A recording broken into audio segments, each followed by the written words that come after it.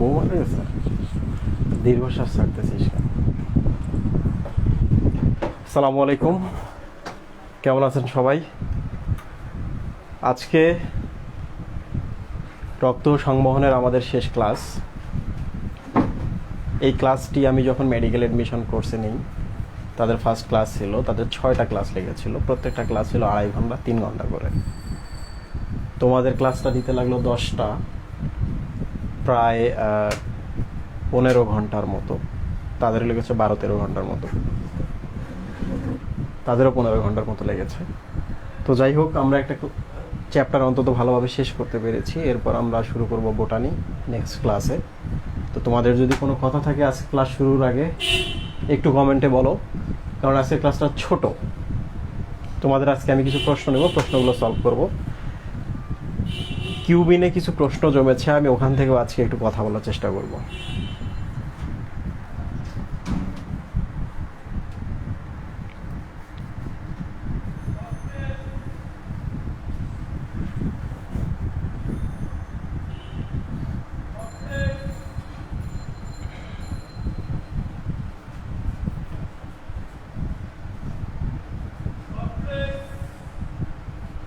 একজন কমেন্ট করেছে, ক্লাস করব না ভাই, কেমনে অলমোস্ট 100% তোলা যাবে তাই বলেন।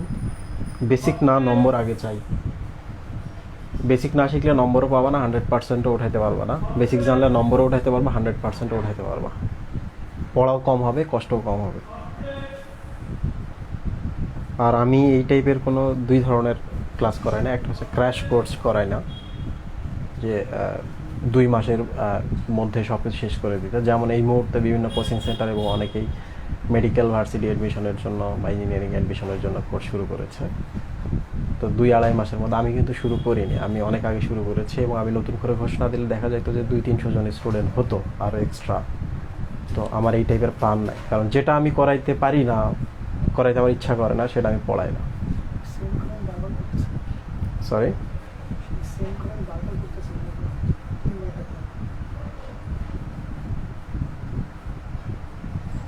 আজকের প্রশ্ন সলভ করে দিন আগে ভাইয়া। আজকে আমরা প্রশ্নটা সলভ করব শেষের দিকে, কারণ প্রশ্নটা আমাকে খুঁজে বের করতে হবে, দেন সলভ দিতে হবে। তো আজকে আমি প্রথম শুরু করব একটা প্রশ্ন দিয়ে, যে ইনসুলিন কিভাবে আমাদের হার্ট ফেলিউর করে। তোমাদের বইয়ে কিন্তু একটা লাইন লেখা আছে যে ইনসুলিন এর অভাবে বা ইনসুলিন কম ক্ষরণ হলে হার্ট ফেলিউর হয়। তো এই কথাটা আমি বলবো, তার আগে বলো তোমরা সবাই আমার কথা শুনতে পাচ্ছ কিনা।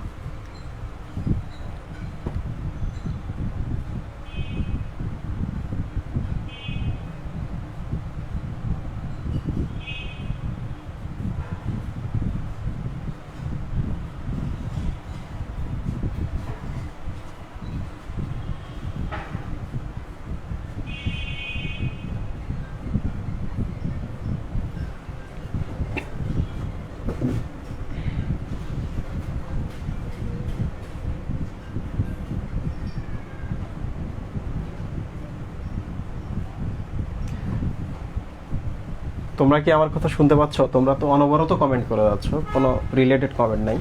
তোমরা জানো আমি এরপর কি চ্যাপ্টার পড়াবো। বোটানিতে আমাদের শুরু হবে শৈবাল ছত্রাক, আর এইটা আজকে শেষ।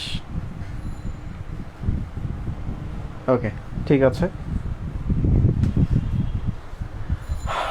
ইনসুলিন কিভাবে হার্ট ফেলিউর করে, তার আগে জানতে হবে ইনসুলিন কি জিনিস। তোমরা জানো আমাদের শরীরে অগ্নাশয় বলে একটা জিনিস আছে। এই অগ্নাশয় থেকে ক্ষরণ হয় ইনসুলিন বলে একটা হরমোন।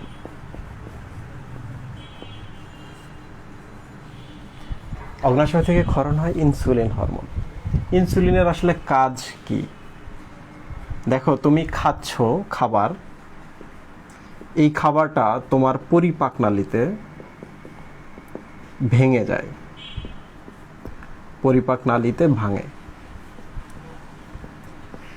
ভেঙে খাবারটা কিন্তু ছোট ছোট টুকরায় পরিণত হয়ে যায়, ছোট ছোট বা সরল উপাদানে পরিণত হয়। এই সরল উপাদানগুলোকে আমরা বিভিন্ন নামে ডাকি। ধরা যাক এইটার মধ্যে একটা হচ্ছে ভাত খাইছি, এটা হয়ে গেছে গ্লুকোজ। ভাত খেলাম, হয়ে গেল গ্লুকোজ। তো ভাত থেকে তো আমরা শক্তি পাই। এই যে ক্লাসের মধ্যে যদি তুমি ক্লাস করতে না পারো, তোমার যদি ঘুম আসে, তোমার যে ভালো না লাগে, তোমার যদি মাথাটা নিচু হয়ে যায়, আমি কিন্তু তোমাকে বলবো ভাত খেয়ে আসো না আজকে। That means Shakti, right? ভাত থেকে আমরা শক্তি পাই কিভাবে? ভাত পরিপাকনালীতে ভেঙে গ্লুকোজে পরিণত হয়, এটা চলে যায় রক্তে।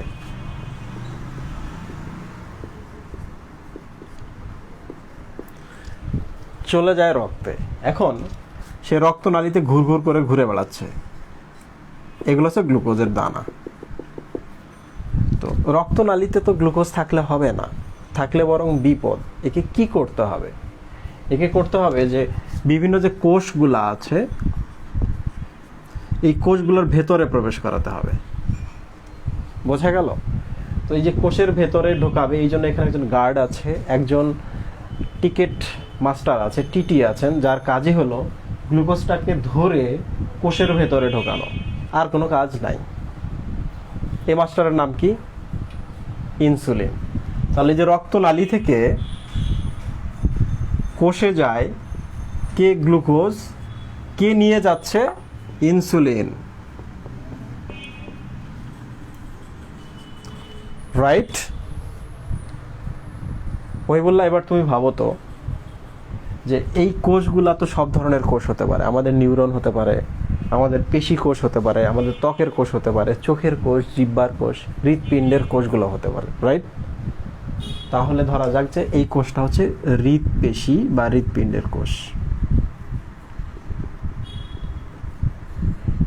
আমি বেসিকটা একটু দেখাই দিচ্ছি, কারণ এটা কিন্তু আমাদের পরে আবার পড়তে হবে। তাহলে এখন কেন নয়, জিনিসটা জানবো না কেন? হৃৎপেশির ভেতরে প্রবেশ করে গ্লুকোজটা। কোথা থেকে? রক্তের ভেতর থেকে। এই যে হৃৎপেশির ভেতরে প্রবেশ করলো, কে প্রবেশ করাইলো? ইনসুলিন। তাহলে হৃৎপেশি কি পাবে? শক্তি পাবে, রাইট? শক্তি পেলে বেশি বেশি পাম্পিং করবে, PUMPING। বেশি বেশি পাম্পিং করলে শরীরের সব কোষে রক্ত যাবে, শরীরের সকল কোষে রক্ত যাবে। শরীরের সকল কোষে যদি রক্ত যায়, সব কোষে কি পাবে? অক্সিজেন পাবে, পুষ্টি পাবে, গ্লুকোজ এবং অন্যান্যগুলা। তাহলে কোষগুলো বেঁচে গেল। প্রিয় স্টুডেন্ট, একটু দেখো খেয়াল করে, এই ইনসুলিনটা বা গার্ডটা নাই। কি কারণে নাই? ধরা যাক অগ্নাশয় কম ক্ষরণ করছে, কিংবা অগ্নাশয়ের মধ্যে সমস্যা হয়েছে, নষ্ট হয়ে গেছে, তাহলে ইনসুলিন আমরা কি পাবো? কম পাবো। তাহলে রক্তের ভেতরে যে গ্লুকোজগুলো ভাসছে, একটু ভালো করে খেয়াল করো, এই যে গ্লুকোজগুলো ভাসছে, তাহলে এই যে ভেতরে ঢোকার জন্য কিন্তু ইনসুলিনটা আমরা এখানে আর পাবো না। যদি আমরা এখানে না পাই, তাহলে কখনোই ইনসুলিন যদি কম ক্ষরণ হয় বা না থাকে, তাহলে রক্তের ভেতরেই খাদ্যগুলো বা গ্লুকোজ ভেসে বেড়াবে। তাহলে দেখো কি হয়, হৃৎপেশি নিজে খাবার পাবে না, পাবে হৃৎপেশি? হৃৎপেশিটা তো কোষ, ইনসুলিনের অভাব বা ইনসুলিন নাই, তাহলে হৃৎপেশি নিজেও কিন্তু খাবার পাচ্ছে না। খাবার না পেলে সে কি হবে? দুর্বল হবে।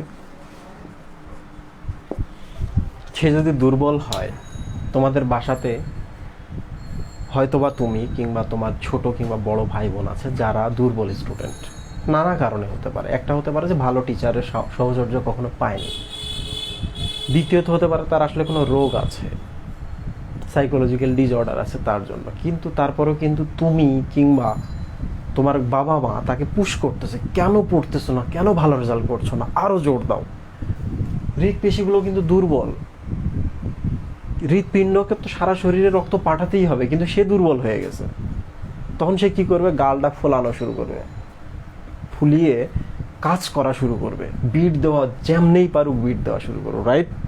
তো বিট দিতে দিতে দিতে একটা সময় কি হবে? একটা হৃৎপিণ্ড দুর্বল হয়ে যাবে, ফুলে যাবে, দেয়ালগুলো পাতলা হয়ে যাবে, ঠিক না? তো দেয়ালগুলো যে পাতলা হয়, হৃৎপিণ্ডটা আকারে বড় হয়, বড় হইলে সে কাজ করতে পারবে না, যথেষ্ট শক্তি দিতে পারবে না, শক্তি দিয়ে রক্তটাকে চাপ দিয়ে বের করে সারা শরীরে দিতে পারবে না, কারণ দেয়াল পাতলা, ফেটে যাবে। আবার যদি দুর্বল হয়ে যায়, তাহলে দেখো শরীরের কোথাও সে রক্ত ঠিকঠাক পাঠাতে পারবে না, একটা সময় শরীরের রক্তগুলো আবার হৃৎপিণ্ডে আসতে পারবে না। তাহলে যে এই অতিরিক্ত রক্ত যারা আসতে পারছে না, তারা ধীরে ধীরে শরীরের নিম্নাংশে সেটেল হওয়া শুরু করে, ডাউন হওয়া শুরু করবে, রাইট? তাহলে একটা সময় কি হবে? নিচের অংশগুলো ফুলে যাচ্ছে, যেখানকার রক্ত সেখানে পড়ে আছে, শুইতেছো গল গল করে গলায় রক্ত আসতেছে, কাশি হচ্ছে রাত শুইলে, 2টা বালিশ ব্যবহার করতে হচ্ছে, পা যেহেতু নিচে জমে গেল, পাগুলো ফুলে যাচ্ছে, তাহলে এই রোগটাকে আমরা কি বলি? হার্ট ফেলিউর বলি। খেয়াল করে দেখছো, শুধুমাত্র ইনসুলিন কমে গেলে, ইনসুলিন তৈরি না হলে হার্ট ফেলিউর হতে পারে। এখন তোমরা কমেন্টে বলো তো যে ইনসুলিন কমে গেলে হার্ট ফেলিউর হয়, তাহলে কখন ইনসুলিন কমে, কোন রোগে ইনসুলিন কমে যায় বা ইনসুলিন নাই হয়ে যায়, তার সেই রোগের ক্ষেত্রে হার্ট ফেলিউর হওয়ার সম্ভাবনা আছে, রাইট? তোমরা কমেন্টে বলো তো কোন সেই রোগটা যাতে হার্ট ফেলিউর হওয়ার সম্ভাবনা আছে, কমেন্টের মধ্যে বলো।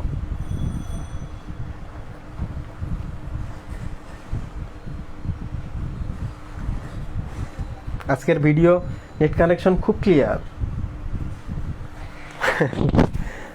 একটা সময় ছিল টেলিভিশনের চ্যানেলে ভালো দেখার জন্য যার বাড়িতে অ্যান্টেনাটা যত উঁচু ছিল তার বাড়িতে তত বেশি ভালো ক্লিয়ার নেটওয়ার্ক আছে, রাইট?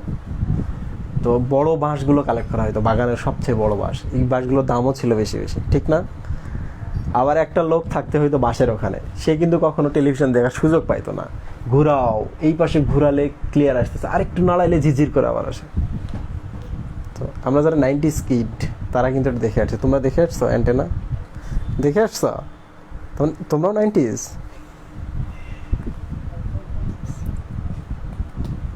মহিবুল্লাহ কতগুলো স্টুডেন্ট সঠিক আনসার করছে। কেন সঠিক আনসার করছে? কারণ তারা এখন কিন্তু বুঝতে পারছে যে ইনসুলিন কমে গেলে হার্ট ফেলিউর হতে পারে। তাহলে এখন দেখো কোন রোগে হার্ট ফেলিওর হওয়ার সম্ভাবনা আছে? ডায়াবেটিস। তাহলে তোমার ফ্যামিলিতে যদি কাউরে ডায়াবেটিস থাকে তাহলে ডায়াবেটিসটা কন্ট্রোলে রাখতে হবে, রেগুলার ডাক্তারের কাছে যেতে হবে, নইলে কিন্তু খবর আছে হার্ট ফেলিওরের দিকে যাবে, ঠিক না? আবার দেখো, তুমি কিন্তু জানলা যে ডায়াবেটিস কি করতে পারে, অনেক রোগ করতে পারে, তার মধ্যে কিন্তু একটা হচ্ছে হার্ট ফেলিওর। দেখছো, ডায়াবেটিসকে বলা হয় সব রোগের মা, মাদার অফ অল ডিজিজ। আবার তুমি কিন্তু বুঝতে পারলা যে ডায়াবেটিস হার্ট ফেলিওর হয় কেন হয়, কারণ ইনসুলিন কমে গেছে বা ইনসুলিন নাই হয়ে গেছে। তো দেখো, সব ধরনের প্রশ্নে কিন্তু তুমি আনসার করতে পারছো। কোন গাধা কমেন্টে বারবার বলতেছো যে বেসিক পড়বো না, আমাদের 100%-এর মতো মার্ক দেওয়ার মতো করে পড়ান? আছো কেউ এখন? কমেন্টে করো তো। তুমি যে না জানতা এটা সারা জীবন পারতা না, তোমাকে ভুলতেই হতো, তুমি যত ট্যালেন্টেড স্টুডেন্ট হও।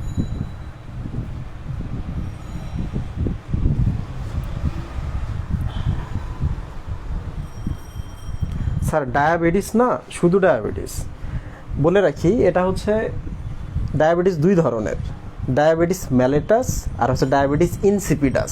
এটা আমরা পরে পাবো, আপাতত শুধু শব্দটা জেনে রাখো যে ডায়াবেটিসে এটা হতে পারে, ঠিক আছে?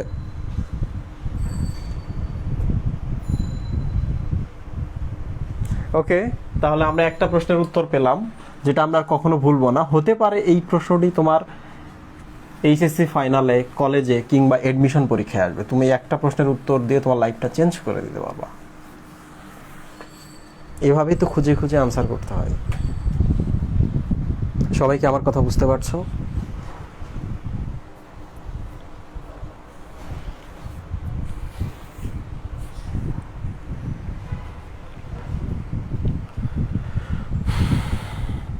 ডায়াবেটিক নয়, ডায়াবেটিস, ডায়াবেটিস।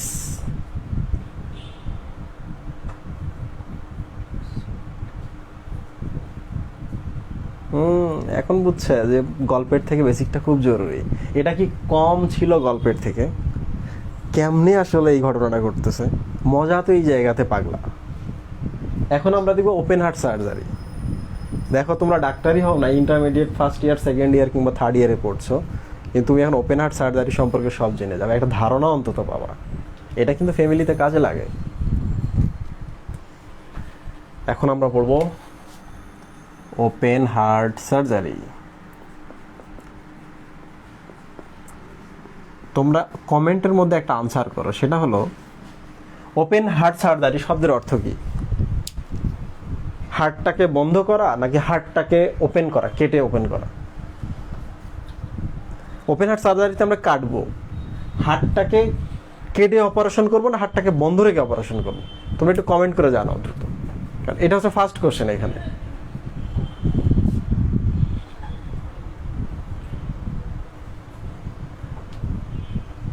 ভাই, এই চ্যাপ্টারের কি চ্যাপ্টার ফাইনাল হবে? তোমরা যদি চাও আমি চ্যাপ্টার ফাইনাল নেব, 50 মার্কসের চ্যাপ্টার ফাইনাল।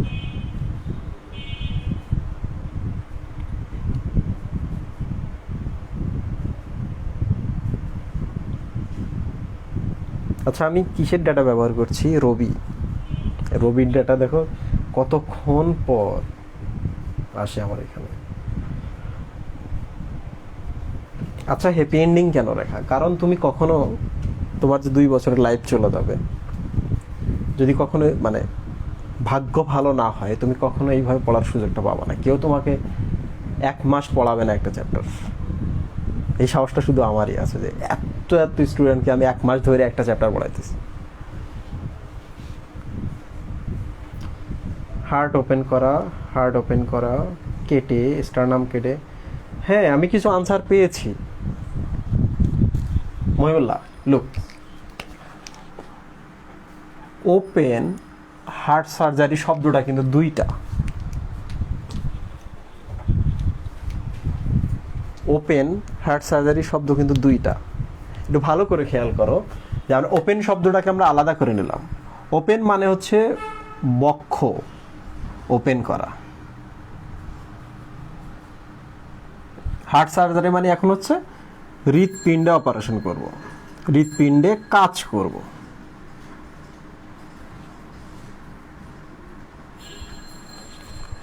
ওকে, বিভিন্ন ধরনের কাজ করতে পারি। হৃৎপিণ্ডের হচ্ছে গায়ের যে ধমনীগুলো আছে এগুলো ঠিক করে দিতে পারি, এটাকে বলে এনজিওপ্লাস্টি। হতে পারে হৃৎপিণ্ডের ভেতরে যে কপাটগুলো আছে, কপাটিকাগুলো আছে, ভাল্বগুলো আছে, খারাপ হয়েছে, ঠিক করতেছি। যে কোনো অপারেশন, জাস্ট আমরা হার্ট সার্জারি কথা বললাম এখানে। ওপেন মানে হচ্ছে আসলে বুকটা ওপেন করা। কিভাবে ওপেন করে আমি তোমাদের বলি, তোমরা জাস্ট শোনো। কাটলাম জিপারের মতো, এই যে স্টারনামটা আছে না মাঝখানে, মাঝ বরাবর কেটে ফেললাম, কেটে একবার ওপেন করলাম। সরাসরি কি আমি হাড্ডিটা ওপেন করতে পারবো না। আগে চামড়াটা কাটবো, তারপর হাড্ডিটা কাটবো, কেটে আমরা এইরকম করে দুইটাকে আলাদা করব এবং কোনো একটা ফিক্সেটর দিয়ে আটকায় রাখবো। হৃৎপিণ্ডটা এখন আমরা দেখতে পাচ্ছি, এখন আমরা হৃৎপিণ্ডের মধ্যে অপারেশন করব, ঠিক আছে? তাহলে ওপেন হার্ট সার্জারি মানে হচ্ছে বক্ষ ওপেন করে, চেস্ট ওপেন করে হার্টের সার্জারি করা। বোঝা গেল? হৃৎপিণ্ড যদি একবার কাটো, তোমার কি মনে হয় ওই জিনিস আর তুমি ঠিক করতে পারবা? পারবা না, সমস্যা আছে। তো যাই হোক, ওপেন হার্ট সার্জারি এখন প্রকারভেদ দেখবো। এটা খুব ইম্পর্টেন্ট, এখান থেকে প্রশ্ন আসে, হাজার হাজার প্রশ্ন এখানে বানানো সম্ভব।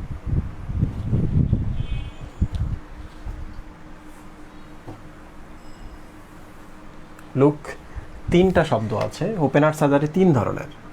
একটা হচ্ছে অন পাম্প সার্জারি,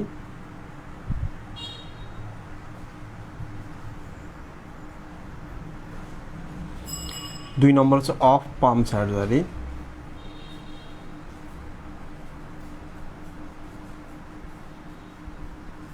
আর একটা হচ্ছে রোবট অ্যাসিস্টেড সার্জারি। অ্যাসিস্টেড মানে রোবট সাহায্য করবে কাকে? রুগীকে না ডাক্তারকে? ডাক্তারকে অপারেশন করতে সাহায্য করবে, ভিডিও গেমস খেলার মতো। এটা আমার তো তাই মনে হতো যখন স্যাররা অপারেশন করতো, আমরা যখন ওটিতে কাজ করতাম, বড় স্যাররা যখন অপারেশন করতো, আমার মনে হতো যে এই যে মনিটরে দেখে পেটের ভেতরে ফুটা করে যে বিভিন্ন জিনিস প্রবেশ করিয়ে ল্যাপারোস্কোপিক সার্জারি যেটা বলা হয়, ল্যাপকল, মনিটরের দিকে তাকাচ্ছে। পেটের ভেতরে ক্যামেরা ঢোকানো হয়েছে, আলো ঢোকানো হয়েছে, ছুরি ঢোকানো হয়েছে, সেলাই করা জিনিস ঢোকানো হয়েছে, পিন ঢোকানো হয়েছে, বাতাস ঢোকানো হচ্ছে। তো ভেতরে কিন্তু দেখছে না, দেখছে মনিটরে মুভ করতেছে, ভিডিও গেমসের মতো। এটা লুক, কি ওপেন করছি আমরা? বক্ষ। কোথায় এখন সার্জারি করব? হার্টে। তাহলে হার্ট কিন্তু বিট দেয়, একটু ভালো করে খেয়াল করো। আমি কিন্তু তোমাদের একটা প্রশ্ন করা হয়নি, এখন করতেছি, তোমরা কমেন্টের মধ্যে আনসার লিখবে। সেটা হলো সংকোচন কাল কম কেন আর হচ্ছে প্রসারণ কাল বেশি কেন?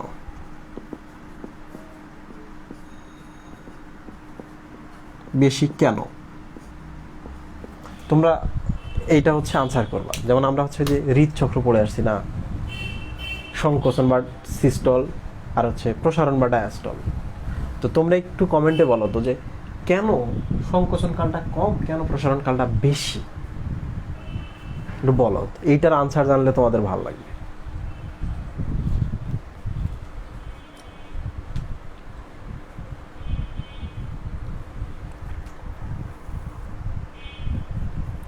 ভাইয়া আপনি পারেন সার্জারি? এমবিবিএস লেভেলে একটা ডক্টর যখন এমবিবিএস শেষ করে আছে, সে মোটামুটি সব সম্পর্কেই জানে। পড়ানোর ক্ষেত্রে তাদেরকে সব পড়ানো হয়। তবে পোস্ট গ্রাজুয়েশন করলে যে কোনো একটা স্পেসিফিক টপিকের উপরে সে অনেক বেশি জানে। তোমরা একটু চিন্তা করো তো, একটা হরমোন বিশেষজ্ঞের কাছে একটা রুগী আসছে, সে শুধু হরমোন বিশেষজ্ঞ, তার আছে হচ্ছে ডায়াবেটিস, তাহলে ডায়াবেটিস হরমোনের রোগ, তাহলে এখানে চিকিৎসা সে করতে পারে। সাথে সাথে তার আছে হাই প্রেশার, সাথে সাথে তার আছে হচ্ছে পা হচ্ছে হয়ে গেছে, পচে যাচ্ছে। আচ্ছা এটা বাদ দাও, একটা সার্জনের কথা ভাবো তো, সে অপারেশন করবে একজনকে, তার ডায়াবেটিস আনকন্ট্রোল, তার হচ্ছে হাই প্রেশার অনেক, তার স্ট্রোক আছে, তার গায়ে ঘা আছে, তার আরও রোগ আছে। এখন সার্জন শুধু সার্জারি করে, কাটাকাটি করে, তাহলে এই রোগগুলোর জন্য সে 10টা ডাক্তার ধরে নিয়ে আসবে? নিয়ম কিন্তু এইটা যে সবাই কনসাল্ট করে একজনকে ট্রিটমেন্ট দেবে। বাট বাংলাদেশে দেওয়া সম্ভব, পৃথিবীর অন্য কান্ট্রিতেও দিচ্ছে। কারণ কি? একজন ডাক্তার সব জেনে আসে। প্রথমে তারা এমবিবিএস এ 5 বছর সব ব্রাঞ্চ পড়ে, পোস্ট গ্রাজুয়েশনে গিয়ে সে যদি সার্জন হয়, ধরা যাক সে বার্নোপ্লাস্টিক সার্জন, কিংবা ধরা যাক সে কোলোরেক্টাল সার্জন, কিংবা ধরা যাক অন্য যে কোনো একটা সার্জন, তাহলে সে ওই ডিপার্টমেন্টে বেশি কাজ করবে, বাট প্রত্যেকটা সার্জারি ডিপার্টমেন্টে গিয়েও কিন্তু তার ডিউটি আছে, ওখানে গিয়ে সে কাজ করে শিখে শিখে শিখে শিখে যেটাতে সে ডিগ্রি করছে ওইটাতে বেশি দিন কাটাবে, তার মানে সে সব জেনে আসতেছে। বোঝা গেল? তো মাঝে মাঝে এরকম হয় যে আমার হাই প্রেশার আছে, কানে ব্যথা করে, ইএনটি দেখাবো না আছে মেডিসিন দেখাবো। বাবা এটার জন্য যাও, ইএনটি ওখানে একটু উনি সমাধান দিতে পারবে। কানের সমস্যা, যাও ইএনটি স্পেশালিস্টের কাছে, নাক কান গলার কাছে, সেও কিন্তু ডায়াবেটিসের ট্রিটমেন্ট করতে পারে, হাই প্রেশারের ট্রিটমেন্ট করতে পারে, সমস্যা নাই।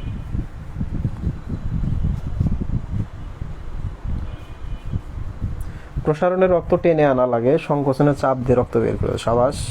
সংকোচনের কারণে রক্ত বেরোতে টাইম লাগে আর একটু দ্বারা পূর্ণ হতে।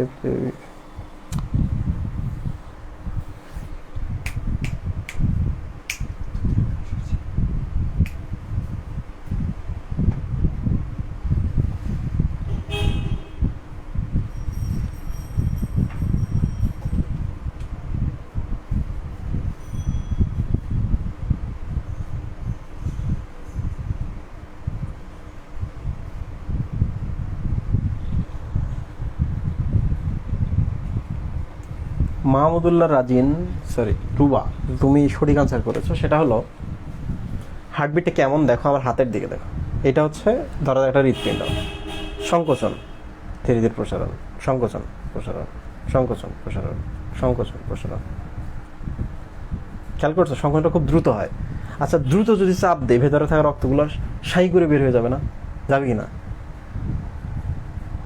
তাহলে এখান থেকে রক্ত দিচ্ছি মাথার উপরে কিন্তু উঠাইতে হচ্ছে, এখান থেকে রক্ত দিচ্ছি পায়ের ওখানে, ধরা যাক তোমার পায়ের পাতাটা মাটিতে আছে, নিচে যে কোষগুলো আছে এদেরও তো রক্ত দিতে হবে। তাহলে এত জোরে পথে চাপ দিতে হবে যেন তুমি শুয়ে থাকো, ঘুমায় থাকো, তোমার হাত চাপে থাকুক আর কোনো কিছুর এরম করে ধরে রাখুক, সব ভেদ করে সে যেন রক্ত পৌঁছায় দিতে পারে। রক্ত পৌঁছানোটা গুরুত্বপূর্ণ আগে। তাহলে আকস্মিক চাপ দিতে হয়, যে আস্তে আস্তে এরকম চাপ দিত রক্ত এরকম হতো। আমি টিচার, আমি যদি তোমাদের ক্লাসের মধ্যে যদি একটু ঘুমাই, আস্তে আস্তে কথা বলে তোমরা ঘুমাবা, তাই না? হাসাহাসি করবা, ক্লাসটা ভালো হবে। আমি যদি শুরু থেকে এসে একটা এনার্জি শো করি, এটা হচ্ছে পজিটিভ এনার্জি টাইপের, এই জিনিসটা কিন্তু ছড়ানো শুরু করবো ব্যাপনের মতো সবার মধ্যে। স্যার আজকে হাই মুডে আছে, আজকেও আমরা হাই মুডে আছে, আজকে অনেক পড়াশোনা হবে, তাই না? লুক, তাহলে সংকোচন প্রসারণ কাল কেন বেশি, প্রসারণটা কেন বেশি বুঝতে পারছো? সংকোচনটা কেন আকস্মিক হতে হয়, এইটাই হচ্ছে আনসার। তো যাই হোক, অন পাম্প সার্জারি শব্দগুলোর অর্থ দেখলে তুমি এটার আনসার খুঁজে বের করতে পারবা। অন পাম্প মানে কি? সার্জারিটা একটা এখন পাম্পিং মেশিনের সাহায্যে হচ্ছে, রাইট? আচ্ছা 1 সেকেন্ড, আমি একটু দেখি। অন পাম্প,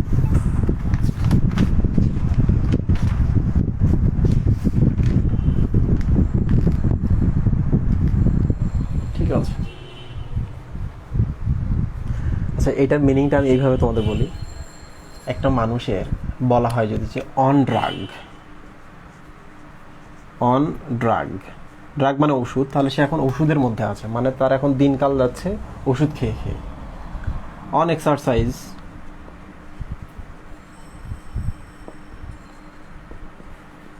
তার মানে সে এখন হচ্ছে এক্সারসাইজের উপরেই আছে, রাইট? অন বোর্ড মানে সে এখন হচ্ছে কোনো কিছুর উপরে আছে চলাচলের জন্য, রাইট? তো ঠিক তেমনি অন পাম্প বলতে বোঝা যাচ্ছে সে এখন একটা অন পাম্প মানে একটা পাম্পের উপরে আছে, একটা পাম্পের উপরে আছে। তোমরা তো জানো পাম্প হচ্ছে একটা মেশিন, রাইট? যে পাম্প করে, কি করে? মাটির নিচ থেকে পানি তুলে তুলে ছড়ায় দেয়। মেশিনে পাম্প আছে না, পাম্প। তাহলে এখানে একটা মেশিন আছে, রাইট? মেশিন আছে। মেশিনটা সম্পর্কে একটু বলি। তো তোমার যদি হচ্ছে হৃৎপিণ্ডের অপারেশন করা হয়, তোমার হৃৎপিণ্ডটা যদি খুব সিরিয়াস অপারেশন হয়, হৃৎপিণ্ডটাকে চুপচাপ রেখে দিতে হয়।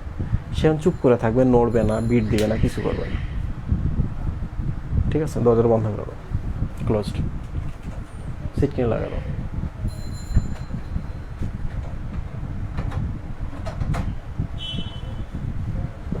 তাহলে কোথায় ছিলাম আমরা? তোমার এখানে অপারেশন হচ্ছে, তাহলে হৃৎপিণ্ডটাকে তুমি চুপ করে রাখতে চাচ্ছ। তাহলে হৃৎপিণ্ডটা তুমি যে চুপ করে রাখতে চাও, তখন কাজ করতে হবে। ও তো সংকোচন প্রশ্ন এত জোরে করে, আমরা তো বুঝতে পারি না। আমরা যে চোখ দিয়ে দেখতে পাইতাম আমাদের হার্ট কেমন বিট দেয়, ভয় পেয়ে যাইতাম। তা হৃৎপিণ্ডটাকে চুপ করে রাখতে হবে। তাহলে হৃৎপিণ্ড যদি চুপ করে থাকে, তাহলে সারা শরীরে তুমি রক্ত পাঠাতে পারবা? 4 মিনিটের মধ্যে তো তুমি মারা যাবা, ঠিক কিনা? তাহলে আমাকে এখন একটা কী করতে হবে? একটা হৃৎপিণ্ড, আর্টিফিশিয়াল হৃৎপিণ্ড লাগবে, HEART, রাইট? এখানে একটা আর্টিফিশিয়াল হৃৎপিণ্ড রাখলাম আমার অপারেশন টেবিলের পাশে। এখন এই হৃৎপিণ্ড রক্ত পাঠাবে, তাহলে এটা যেহেতু বন্ধ, তাহলে তোমার তো এই রক্ত থেকে নেয় হৃৎপিণ্ড? ফুসফুস থেকে। অক্সিজেন নেয় ফুসফুস থেকে, রাইট? তাহলে এই থেকে এখন নেবে, তাহলে একেও একটা ফুসফুস অ্যাড করে দিতে হবে, আর্টিফিশিয়াল ফুসফুস, রাইট? সে সেখান থেকে অক্সিজেন নিবে, নিয়ে নিজের মধ্যে নিয়ে আসবে এবং নিজের রক্ত এখন সারা শরীরে পৌঁছায় দিবে। তাহলে তোমার শরীরের রক্ত এখন কোথায় যাচ্ছে? এখানে যাচ্ছে, এখান থেকে সারা শরীরে যাচ্ছে, আবার এখানে আসতেছে, সারা শরীরে যাচ্ছে, রাইট? টিউবের মাধ্যমে কানেকশন আছে। লুক, তাহলে হার্ট দিলে আমাদের একটা লাং দিতে হবে। তাহলে এখন বলো তো, অন পাম্প সার্জারি বলতে যে সার্জারিতে একটা পাম্প ব্যবহার করা হয়, সেই পাম্পের নাম কি? Heart lung pump. বাদ, একটা মেশিন ব্যবহার করা হয়, তাহলে মেশিনটার নাম কি? Heart lung machine. ওকে, তাহলে এই মেশিনটাতে কি হচ্ছে ভালো করে খেয়াল কর। হার্ট এবং লাঙে রক্ত যাচ্ছে না আর আমাদের, সারা শরীরের রক্ত যাচ্ছে ওই মেশিনে, ওই মেশিন আবার সারা শরীরে পাঠাচ্ছে, সারা শরীরে রক্ত যাচ্ছে মেশিনে, মেশিন আবার রক্ত পাঠাচ্ছে। তাহলে রক্তগুলো এখন এখানে না আসে, বাইপাস হয়ে ওদিক যাচ্ছে না, ওদিক থেকে আবার যাচ্ছে, এখানে আসা লাগতেছে না, তাহলে এটা বাইপাস মেশিন না? তাহলে হার্ট লাং মেশিনের আরেক নাম হচ্ছে বাইপাস মেশিন। Bypass machine. প্রিয় স্টুডেন্ট, একটু খেয়াল করো, কাকে বাইপাস করছি আমরা? কোথায় যাচ্ছি না? হার্টে এবং লাঙে যাচ্ছি না, রাইট? তাহলে এটার নাম হচ্ছে কার্ডিও পালমোনারি বাইপাস মেশিন, ঠিক আছে? তাহলে হার্ট লাং মেশিনের আসল নাম কি? Cardio pulmonary bypass machine. Cardio মানে হচ্ছে হার্ট, পালমোনারি মানে হচ্ছে লাং। যেহেতু রক্তটা বাইপাস করে ওখানে যাচ্ছে, আমাদের হার্ট লাঙে আর আসতেছে না, এই জন্য বাইপাস মেশিন, ঠিক আছে? এখন আমি তোমাদের প্রশ্ন করব, তোমরা আনসার করবা।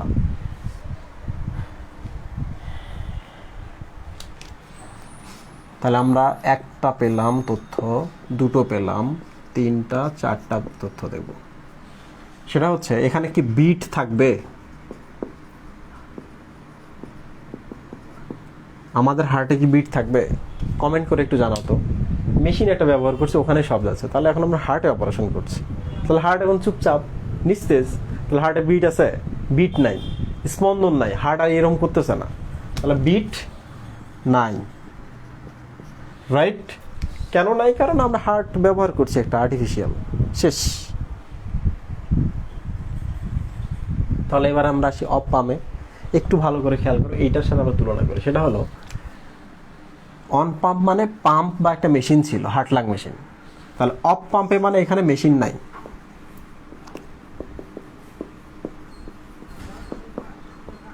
মেশিন নাই, ঠিক আছে? তো মেশিন যদি না থাকে, তাহলে এই কাজটা কি করবে? তোমার হার্ট তোমার লাঙে কাজটা করতেছে এখনো, ঠিক কিনা? তাহলে হার্টটাকে বিট দেওয়া লাগবে না? তাহলে তুমি অপারেশন করছো এমন একটা হৃৎপিণ্ডের উপরে, যে হৃৎপিণ্ডটাকে এখন বিট দেওয়াও লাগতেছে, আবার তুমি তারপর অপারেশনও করতেছো, কারণ মেশিন লাগাও নাই তুমি, অন পাম্পে নাই, রাইট? তাহলে বিট দিবে,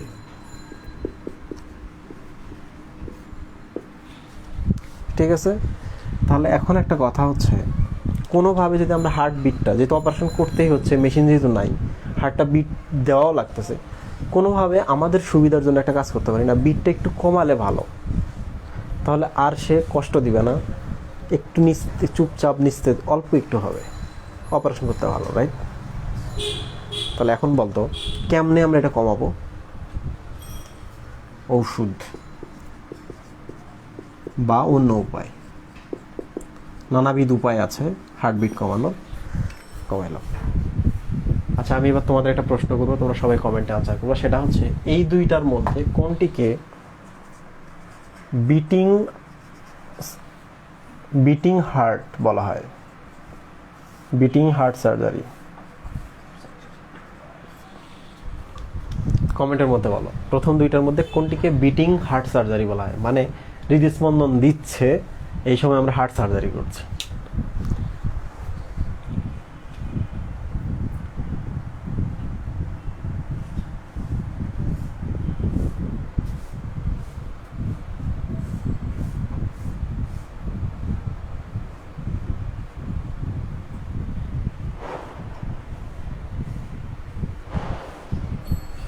এই যে মাঝে মাঝে যে আমি তোমাদের প্রশ্ন করি না, বাট তোমরা কিন্তু কমেন্টের মধ্যে ছোট্ট করে আনসার দাও, হ্যাঁ এইটা বা ওইটা। আমি কিন্তু এই প্রশ্নের আনসারের অপেক্ষায় থাকি। আমি যখন এখানে পড়াই আমি ফিল করি যে আমি তোমাদেরকেও জিজ্ঞেস করছি। তো তোমাদের যদি কোনো কাজ না থাকে, তোমরা যদি খুব জরুরি কাজের মধ্যে না থাকো ক্লাস করা অবস্থায়, তাহলে অবশ্যই আনসার করবো। আমি তোমার আনসার দেখি আর না দেখি, ঠিক আছে? আমি যখন প্রশ্ন করি এখানে, দ্যাট মিনস আমি তোমাদের প্রশ্ন করছি। সাবাস। তাহলে অফ পাম্প সার্জারি, যেখানে পাম্প নাই সেখানে তো হার্টকেই বিট দিতে হবে, পাম্প নাই, আবার বিটটা একটু কমিয়ে অপারেশন করতে হবে, কারণ ওই বিটের মধ্যে অপারেশন করা টাফ, রাইট? তাহলে একটু ভালো করে খেয়াল করো, এই তিনটা জিনিস আমাদের জেনে রাখতে হবে, খুব ইম্পর্টেন্ট। শেষ, এটা আমাদের 1 মিনিটের মধ্যে শেষ হবে। সেটা হলো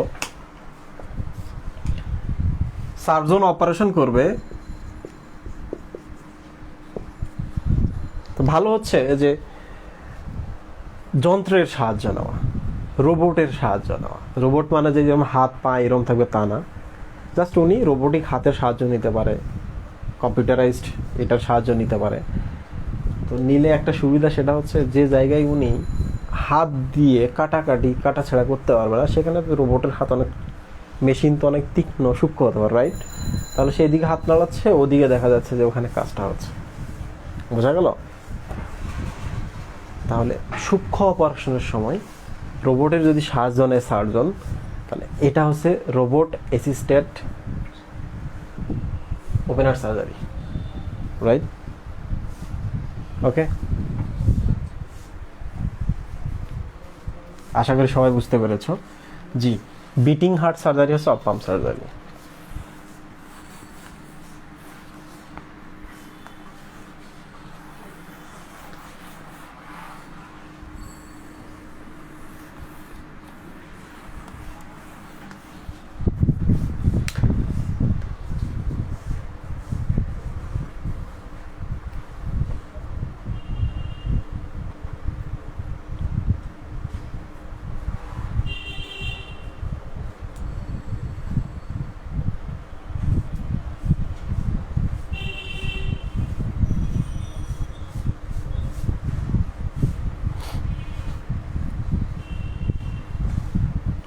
কখন কোন সার্জারি করব ডিপেন্ডস অন কন্ডিশন। পেশেন্টের যদি অনেক বেশি বয়স হয়ে যায়, পেশেন্টের যদি আরও অনেক রোগ থাকে, ধরা যাক ক্যান্সার আছে, এই সময় অপারেশন আর কেন করব, রাইট? পেশেন্টের যদি অনেক বেশি বয়স হয়, তাহলে তো আমরা এটা কেটে ভেতরে অপারেশন আর করবো না, যতদিন ওই অবস্থায় বেঁচে থাকে থাকবো। পেশেন্টের যদি দেখা যায় যে যকৃতে ডিজিজ আছে, বৃক্কে বা কিডনিতে ডিজিজ আছে, তাহলে এক্ষেত্রেও আমরা একটু সময় নেব যে এই ডিজিজগুলো ভালো হোক, বা এই ডিজিজগুলো থাকা অবস্থা আমরা করতে পারছি না। রুগীর যদি টাকা পয়সা বেশি থাকে তাহলে আমরা মেশিনের সাহায্য নিতে পারি, রুগীর যদি টাকা পয়সা কম থাকে তাহলে আমরা মেশিনের সাহায্য নিতে পারি যদি সরকারি হসপিটাল হয়, রাইট? আবার রোবট অ্যাসিস্ট্যান্ট আমরা কখন নেব, এটা তো সবখানে আমরা পাবো না। এখন তুমি ঢাকা শহরে হয়তো বা কোনো এক হসপিটালে আছে, কিংবা বিখ্যাত ইন্ডিয়াতে গেলা, কিংবা হচ্ছে ইংল্যান্ডে সিঙ্গাপুরে গেলা, তো ওখানে তুমি রোবট অ্যাসিস্ট্যান্টের সাহায্য নিতে পারবে, এখানে তুমি পারবা না। Depends on situation. ক্লিয়ার? সুইভাই কি বোঝা গেল? তাহলে এখন আমরা তো বাইপাস সার্জারি।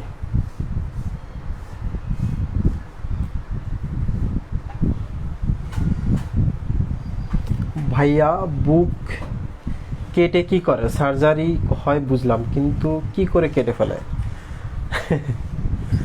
বুক কাটার অনেক উপায় আছে। প্রথমে ব্লেড দিয়ে কাটে, আর এইটা কাটবে করাত দিয়ে, কিংবা হচ্ছে এটাও কাটা যায়। আবার আমরা তো জানি যে অস্থি বা হাড্ডির যে কোষগুলো, এদের মধ্যে অস্টিওসাইট আছে, তাহলে এটা কেটে অপারেশন করবার লাগাই দিলে আবার ওটা কিন্তু নিজে নিজে হিল হয়ে যায়।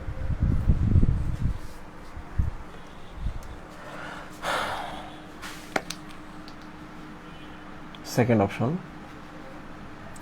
Coronary bypass surgery.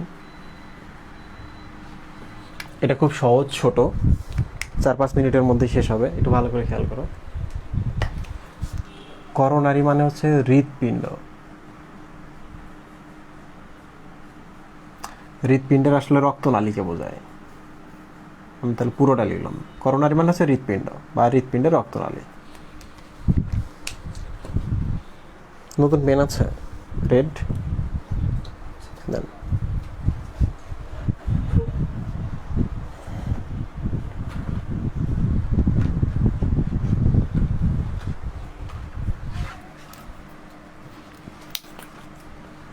বাইপাস মানে হচ্ছে ভিন্ন রুট, ভিন্ন রাস্তা,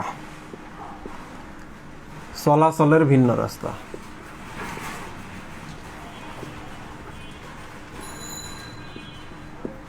মানে আমরা যে পথে যাইতাম, আমরা ওই পথে বাঘের ভয় আছে, আমরা ওই পথে আর যাচ্ছি না, ঘুরে ঘুরে আর এক রাস্তা দিয়ে গেলাম। তাহলে আমরা বাঘের ভয় যেখানে, ওই জায়গাটাকে বাইপাস করে গেলাম, রাইট? তাহলে এটা একটা অপারেশন। এখন দেখো, নাম দেখে তুমি বুঝতে পারবা করোনারি বাইপাস সার্জারি মানে হচ্ছে, বাইপাস মানে কি চলাচল, তাহলে চলাচলের কথা যখনই চলে আসে তখনই কিন্তু আমাদের এই রক্ত প্রবাহের কথা চলে আসে, রাইট? ঠিক কিনা সবি ভাই? রক্ত প্রবাহের কথা চলে আসে, তাহলে রক্ত প্রবাহ হয় কোথায়? রক্তনালীতে। তাহলে করোনারি মানে হৃৎপিণ্ড, বা করোনারি মানে হচ্ছে হৃৎপিণ্ডের রক্তনালী, রাইট? তাহলে আমরা শব্দ দেখে কিন্তু বুঝে গেলাম এখানে আসলে কি বলতেছে। এবার চলে আসি হচ্ছে জিনিসটা কি। তার আগে আমি বলি, এটা হচ্ছে হৃৎপিণ্ড। সবাই একটু ভালো করে খেয়াল করো। ধরা যাক এর গায়ের উপরে কিছু রক্তনালী আছে,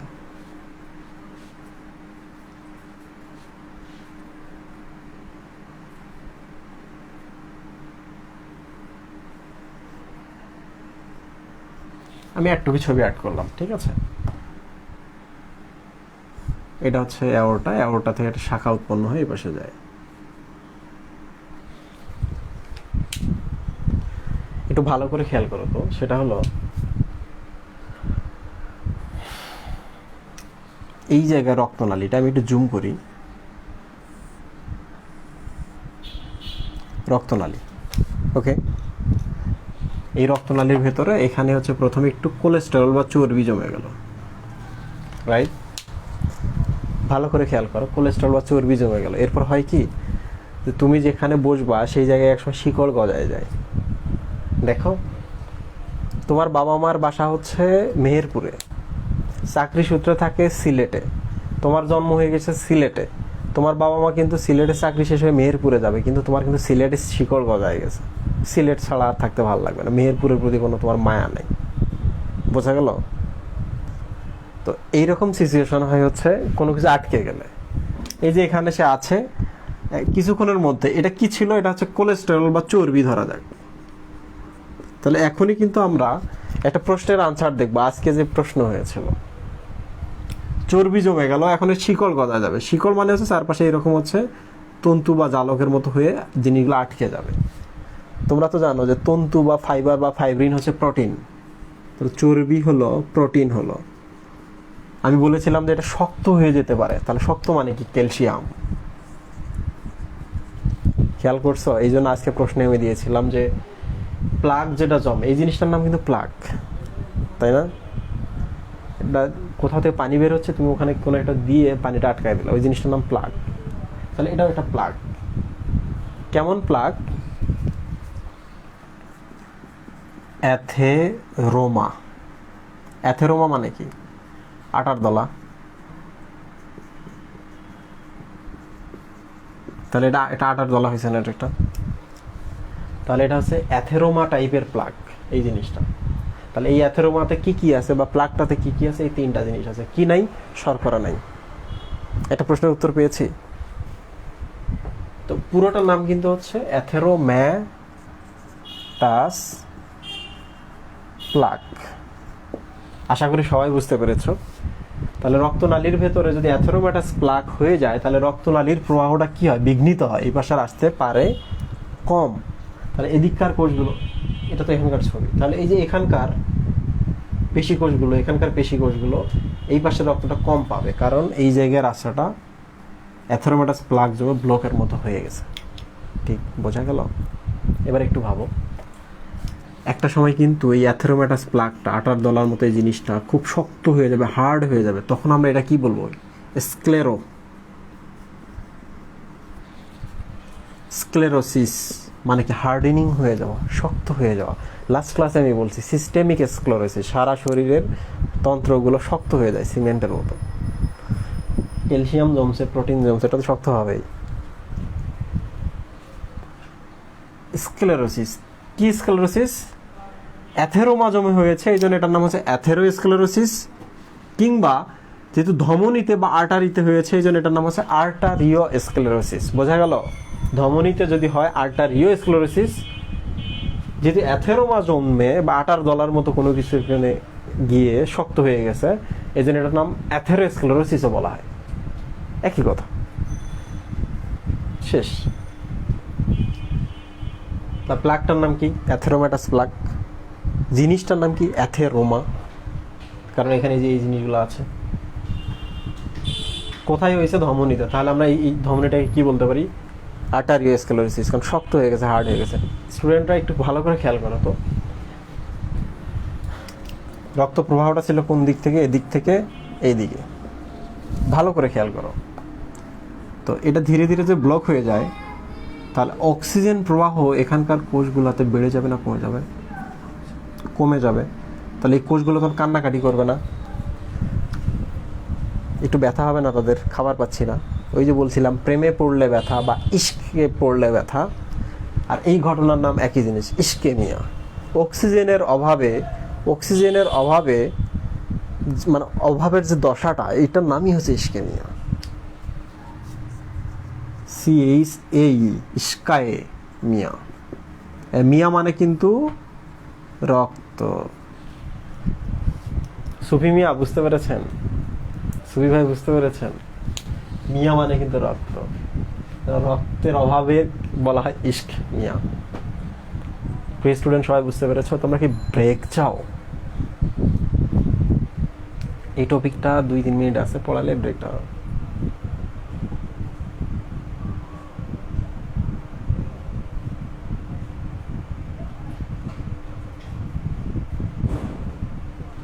অস্থি কিভাবে জয়েন্ট করে? অস্থি জয়েন্ট হয় হচ্ছে, অস্থি কোষ আছে, এগুলো বিভাজিত হয়ে ভাঙাগুলো পূরণ করে ফেলে।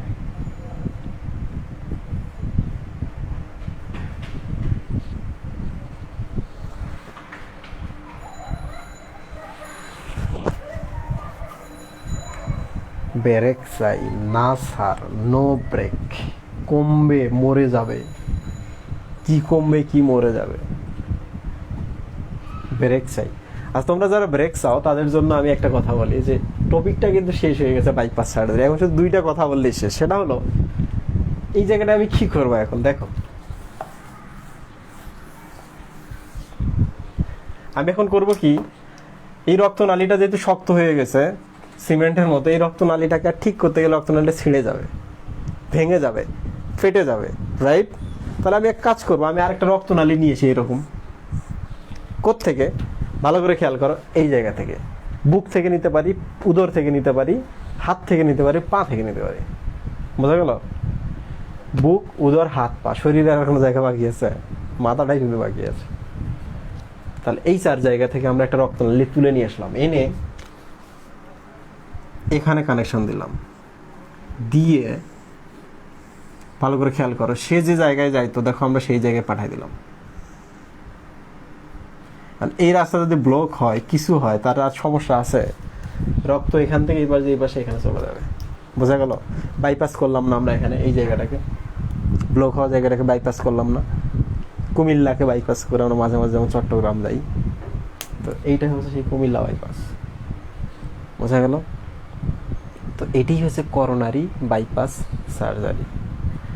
বলে রাখি, কাদের এটা করা হয়? যাদের এনজিওগ্রাম করি আমরা, রক্তনালীর অবস্থা দেখি, দেখার পর যদি দেখি খুব খারাপ অবস্থা, ব্লক হয়ে গেছে অনেকটা, কত পার্সেন্ট ব্লক হলে করে তোমরা বইয়ের মধ্যে পড়ার সময় দেখবা, তখন আমরা এই সিদ্ধান্তটা নিই। ঠিক আছে, তো এইটা হলে একটাই সুবিধা যে এই রাস্তা ব্লক হলেও কোনো সমস্যা নাই, তাহলে এই রাস্তা একদিন ব্লক হলে কিন্তু হার্ট অ্যাটাক হতো, তাহলে হার্ট অ্যাটাকের সম্ভাবনা কমে গেল, অ্যানজাইনার সম্ভাবনা কমে গেল, হার্ট অ্যাটাকের তো আগের অবস্থা। তাহলে একটা লোক কিন্তু দেখো কত বড় বিপদ থেকে বেঁচে গেল। তাহলে বাইপাস সার্জারি খুবই গুরুত্বপূর্ণ একটা জিনিস। এটা খুব বেশি সময় লাগে না, এটা 2-3 ঘন্টা সময় লাগে। এইটাতে বেশিরভাগ ক্ষেত্রে ফুটা টুটা করে এই কাজটা করা সম্ভব হয়, কেটেও অপারেশন করা যায়। ওই যে প্রথমে বললাম না open heart surgery, open heart surgery কিন্তু বাইপাস করার জন্য পেট কেটে কাজ করা হয়। আশা করি সবাই বুঝতে পেরেছেন। তাহলে আমরা এই জায়গাটা মিশিয়ে দিই। উপকার অপকারিতা তোমরা বই থেকে পড়ে নিও, খুব সহজ জিনিস, আমি কিন্তু কথায় কথায় বলে ফেলছি। তাহলে এখনই আমাদের একটা ব্রেক, কত মিনিটের? 6 মিনিট। তোমরা একটু প্রশ্ন করে রাখো কমেন্টে যে আজকের কোন কোন প্রশ্নটা তোমরা বুঝতে পারো নাই, আমি ব্রেকের পর এসে ব্যাখ্যা করবো।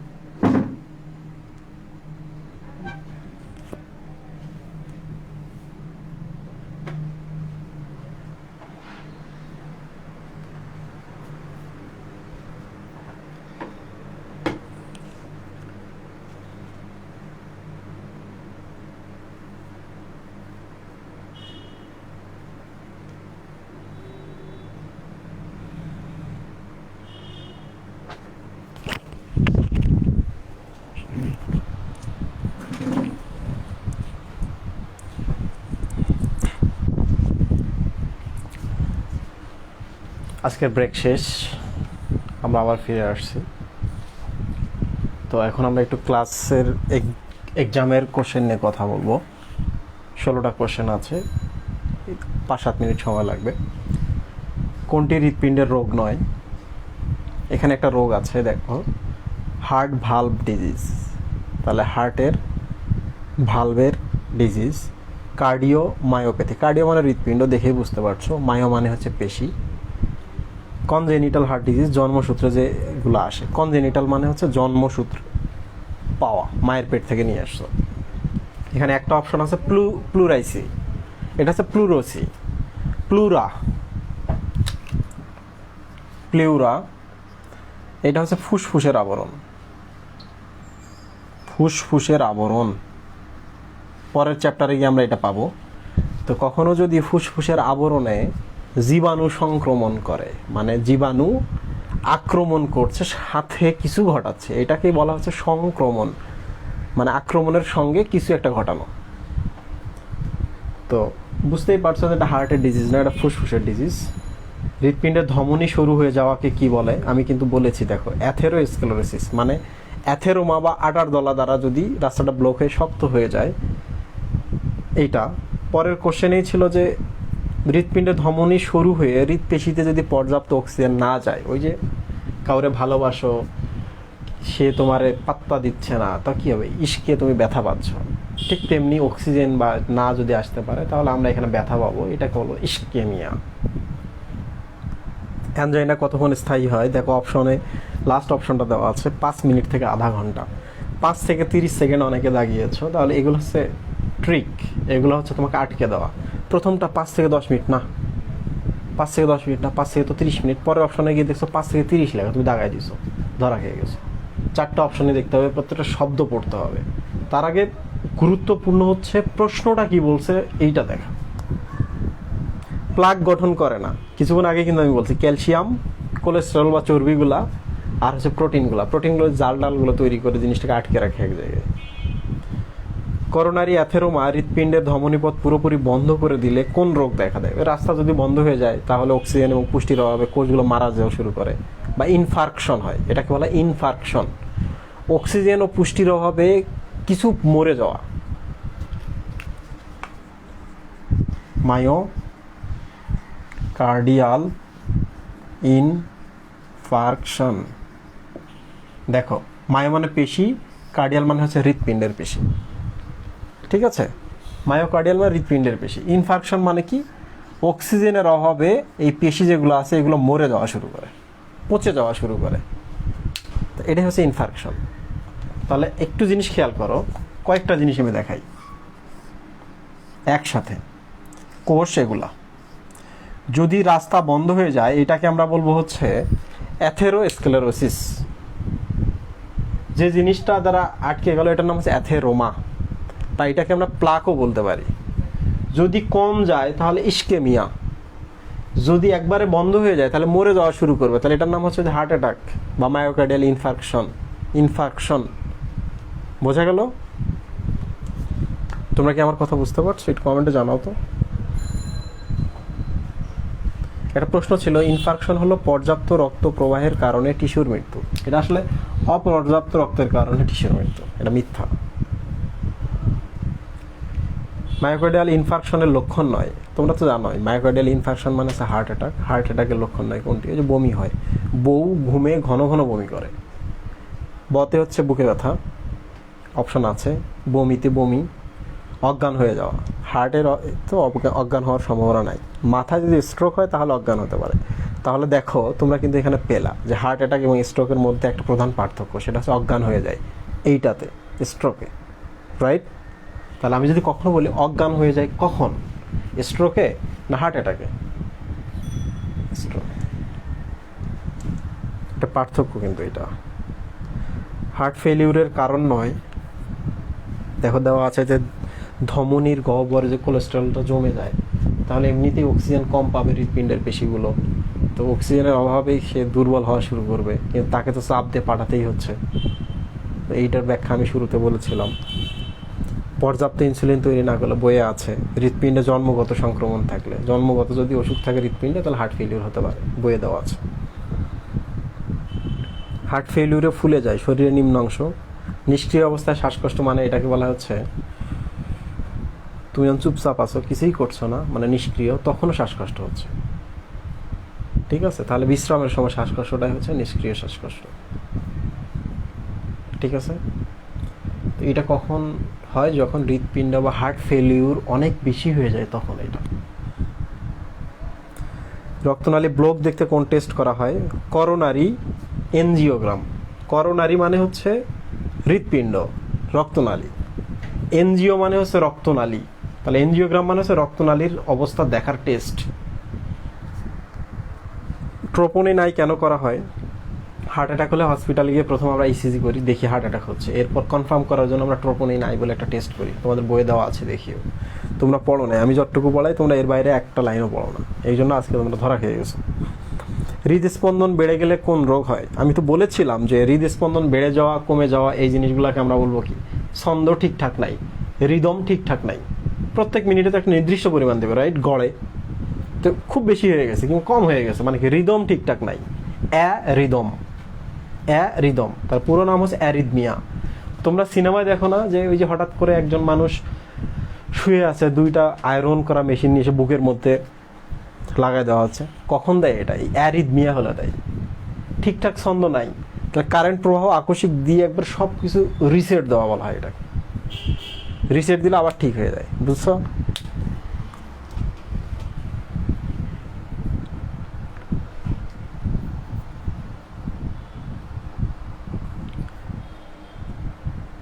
এখানে একটু সমস্যা আছে, কি জানি, সরি। হৃদস্পন্দন বেড়ে যায় কোন রোগে? হার্ট ফেলিউরে তো বেড়ে যায়, ঠিক না? আর তারপরেরটা ছিল হৃদস্পন্দন অনিয়মিত হয় কোন রোগে? অনিয়মিত মানে ছন্দ ঠিকঠাক নাই, এটাই হচ্ছে অ্যারিদমিয়া। প্রিয় স্টুডেন্ট, তোমরা কি সবাই আনসার পেয়েছো এটার? একটু কমেন্ট করে জানাও তো, আমি টপিকে চলে যাই।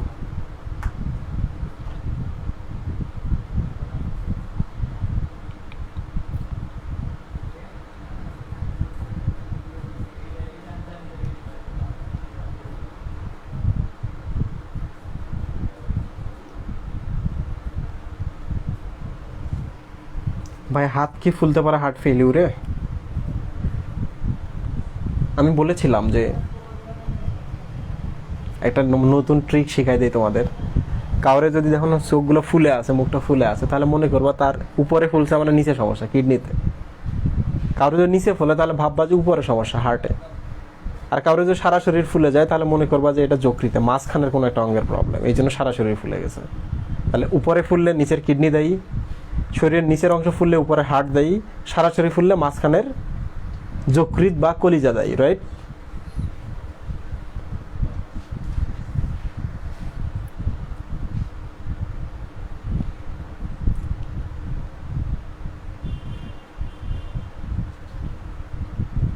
ভাই এত কঠিন সব প্রশ্ন সবই তো সঠিক মনে হয়, তার মানে বুঝছো এখন যে এক একটা প্রশ্ন তোমাকে আগায় দিতে পারে, পিছাইও দিতে পারে। বেসিকটা কত জরুরি, অন্তত তোমরা একটা চ্যাপ্টারের মাস্টার হয়ে গেলা। 4-5 থেকে 8টা চ্যাপ্টার আছে, যে চ্যাপ্টারগুলো 2 দিনে শেষ করা সম্ভব। 8টা চ্যাপ্টার আছে এমন বইতে, 2 দিন সকাল থেকে রাত পর্যন্ত পড়লে 8টা চ্যাপ্টার সম্ভব। তাহলে বাকি যে 16টা চ্যাপ্টার আছে, এই 16টা চ্যাপ্টারের মধ্যে তুমি একটা মাস্টার হয়ে গেছো। ভাইয়া অনুজীব চ্যাপ্টারে ভাইরাস অংশ বাকি ছিল, নেক্সট ক্লাসে নেন না। এই কোর্সের মধ্যে অনুজীবের আমি ক্লাসটা নিব না, আমি এক্সট্রা একটা ক্লাস নিব অনুজীবের ভাইরাসের লাইটিক এবং লাইসোজেনিক চক্রনে পড়াবো আমি তোমাদের। একটু সময় দাও, সব আমি পড়াতে পারবো।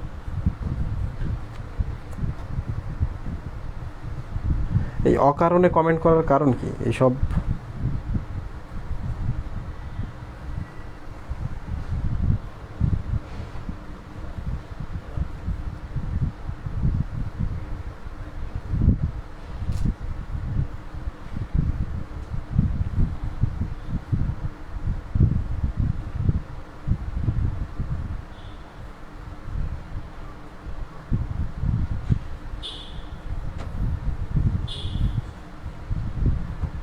ভাইয়া অন পাম্প সার্জারিতে কৃত্রিম হার্ট পাম্প করছে, কিন্তু হার্ট পাম্প না করলে শরীরে রক্ত কিভাবে যাবে? আরে হার্ট পাম্প করছে না, শরীরে রক্ত যাচ্ছে না, এই জন্যই তো আমরা কৃত্রিম হার্ট লাগিয়েছি। গেইছে শেষ।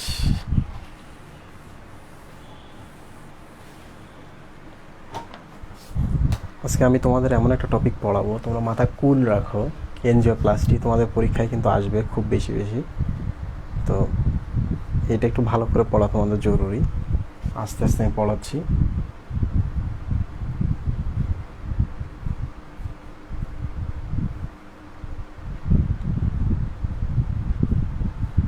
বিএনপি কি? বিএনপি নিয়ে আমি একদিন কথা বলবো। বিএনপি হচ্ছে, প্রিয় স্টুডেন্ট দেখো আমি তোমাদের দিকে এখন কম তাকাবো, জিনিসটা বোঝাবো। এনজিও প্লাস্টিক, আমি মাঝখানে একটা স্পেস রাখলাম, তোমরা রাখবা না। এনজিও মানে হচ্ছে রক্তনালী, প্লাস্টি মানে হচ্ছে, তোমরা তো জানোই যে তোমাদের বাসায় যদি কোনো সমস্যা হয় দেয়ালে, তোমরা প্লাস্টার করো, রাইট? প্লাস্টার করা বা সংস্কার বা মেরামত করা। তাহলে প্লাস্টি মানে হচ্ছে প্লাস্টার করা বা সংস্কার করা।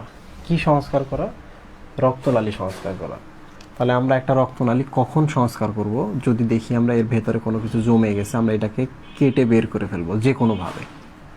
তাহলে রক্তনালীর ভেতরে কিছু জমলে আমরা কেটে বের করে ফেলি যে কোনোভাবে, এটাকে বলা হচ্ছে এনজিওপ্লাস্টি বা রক্তনালীর সংস্কার। ক্লিয়ার? তো এখানে যে এই জিনিসটা আছে, এটা দেখার জন্য আমরা কি করি?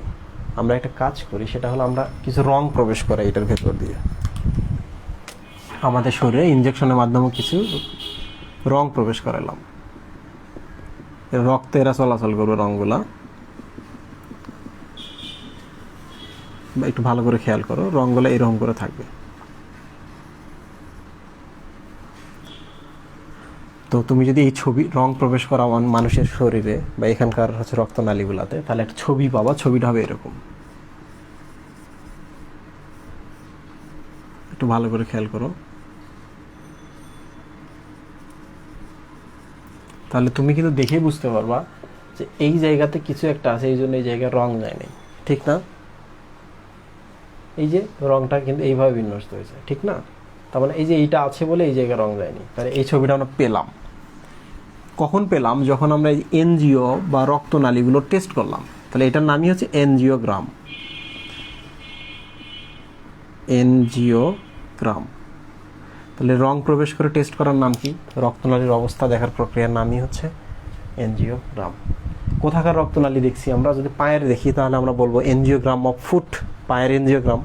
যদি আমরা হৃৎপিণ্ডের রক্তনালী দেখি তাহলে আমরা বলবো হৃৎপিণ্ডের এনজিওগ্রাম বা হৃৎপিণ্ডের রক্তনালীর এনজিওগ্রাম বা করোনারি এনজিওগ্রাম। করোনারি মানে কি? হৃৎপিণ্ড। ওকে, শেষ।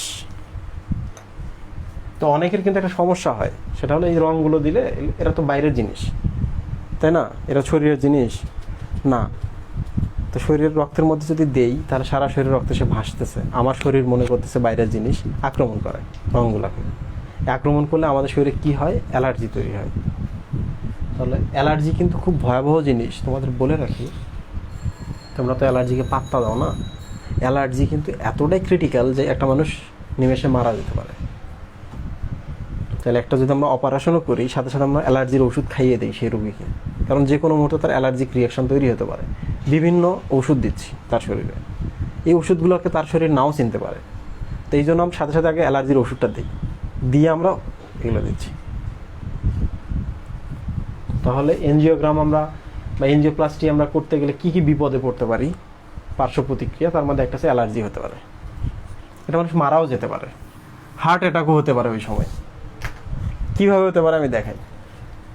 তাহলে আমরা এখন দেখব চার ধরনের এনজিওপ্লাস্টি। বেলুন এনজিওপ্লাস্টি, তারপর হচ্ছে লেজার এনজিওপ্লাস্টি, আর একটা হচ্ছে করোনারি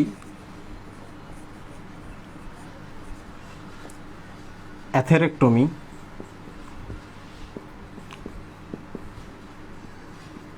আমরা কিন্তু ক্লাসের শেষ মুহূর্তে চলে আসছি, তোমরা এটা শেষ করো, দেন তোমাদের ছুটি। করোনারি স্টেন্টিং জিনিসটা আমি একটু বড় করে লিখি। কি যন্ত্রণা, স্টেন্টিং। প্রিয় স্টুডেন্ট, আমরা পড়ছি এনজিওপ্লাস্টি। চার ধরনের এনজিওপ্লাস্টি করা যায়, আমি ছবি দেখাচ্ছি, তোমরা দেখলে বুঝতে পারবা। এটি একটি রক্তনালী, এখানে কোনো কিছু জমে আছে। তো তুমি এইটাকে বের করার জন্য কি করবা? প্রথমে তার প্রবেশ করাবা, তারের মাথায় একটা বেলুন থাকবে, এর উপর দিয়ে একটা এরকম জিনিস থাকবে।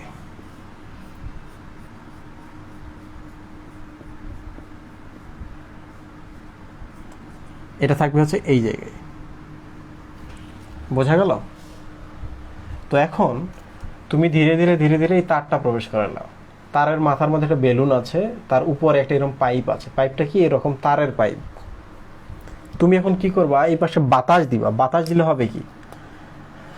প্রথম যে কাজটা করো সেটা হচ্ছে ধাক্কা দিবা বেলুনটা ফুলায়। তাহলে কি হবে? আমি ছবিটা আবার দেখাই। এখানে দেখো, এটা হচ্ছে খারাপ জিনিস।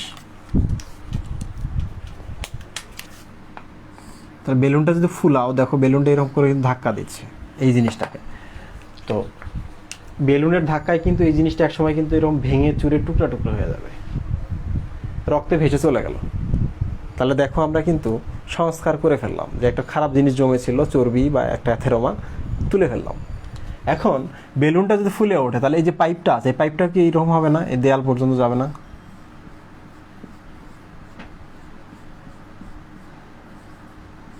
যাবে কি না? এখন আমরা এই তারটা বাইর করলাম, বেলুনটা হচ্ছে ফুলে গেছিল, বেলুনটার বাতাসটা বের করলাম, তাহলে এটাও নাই, বেলুনটাও নাই। এই জিনিসটা কিন্তু আমরা এখানে রেখে আসলাম।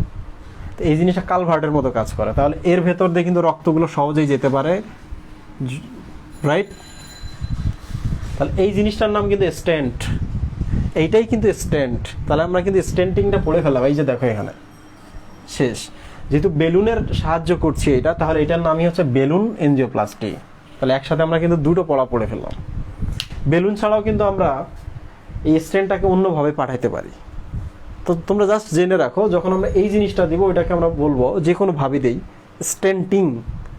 মানে একটা রক্তনালীর ভেতরে আমরা একটা পাইপ দিলাম, দেয়ালটা যেন আমরা ঠেলে রাখতে পারি বাইরের দিকে, দেয়ালটা আবার বন্ধ না হয়ে যায়। ময়লা বের করছি, দেয়াল বন্ধ হয়ে গেছে, রক্ত প্রবাহ তো বাধা পাবে, রাইট? মই বললাম, বুঝতে পারছো? তোমরা কি সবাই বুঝতে পারছো? করোনারি স্ট্যান্ডিং আমি পড়ছি, ধরা যাক বেলুনের কথা না বাদ, যে কোনোভাবে আমরা এই জিনিসটা এখানে প্রবেশ করাইছি, এই জালের মতো নেটের মতো যে পাইপটা রেখে চলে আসলাম, ওটা থেকে গেল ওখানে। এটা হতে পারে প্লাস্টিকের, হতে পারে লোহার।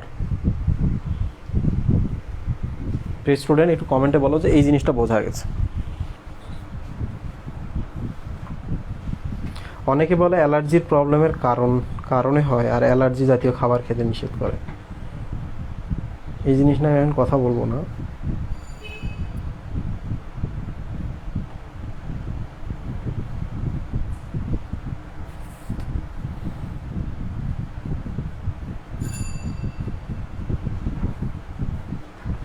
দেয়াল বন্ধ হবে কেন মানে বুঝলাম না। এই রক্তনালীটা যদি আমি এটা খুলে ফেলি, তো রক্তনালীটা এরকম শুরু হয়ে যেতেই পারে, পরবর্তীতে অপারেশন তুমি করলে না এখানে, এটা একটা সমস্যা হতেই পারে। তুমি এখন করলে কি এরকম এই পাইপটা এখানে রেখে আসলা, তাহলে এই পাইপটা করবে কি, দেয়ালগুলাকে ধাক্কা দিয়ে সোজা করে রেখে দিবে।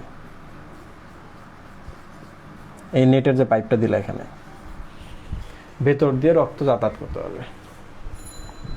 ঠিক আছে, এটাই হচ্ছে করোনারি স্ট্যান্ডিং। যদি আমরা প্রথমে বেলুন নিয়ে যাই, বেলুন নিয়ে গিয়ে যে ময়লাটাকে ধাক্কা দিয়ে বেলুন দ্বারা পিষে ফেলি, তাহলে ওটা হচ্ছে বেলুন এনজিওপ্লাস্টি, শেষ।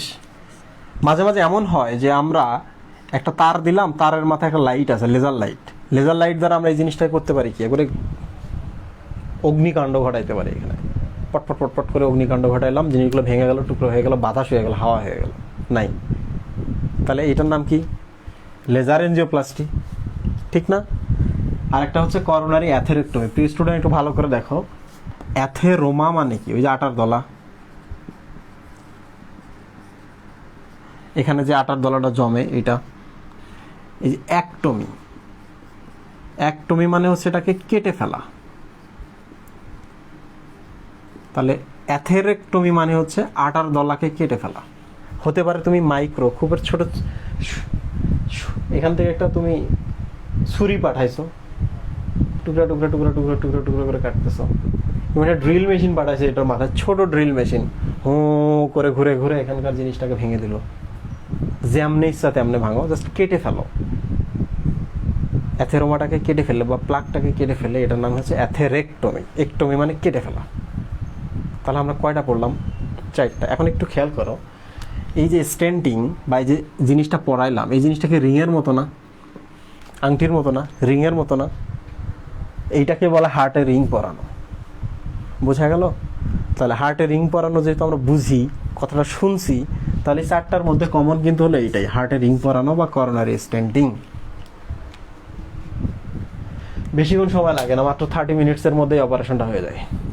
পেট কাটতে হয় না, কিছু করতে হয় না, শুধু ছিদ্র কোথায় ছিদ্র করে পাইপ একটা পাঠাইতে হয়। বোঝা গেল? আমার যে বেস্ট ফ্রেন্ড, আমার যে রুমমেট ছিল রংপুর মেডিকেল কলেজের হোস্টেলে, তোমরা যে গল্পটা শুনতে চাও, তারপরে আমি স্টকটা শেষ করব, 5-7 মিনিট পড়লে এটা হয়ে যাবে। গল্পটা যে শুনতে চাও, তোমাদের ভালো লাগবে, তোমরা কমেন্ট করে বলবো নাকি আমি পড়ায় শেষ করে দেবো? শুনতে চাইস?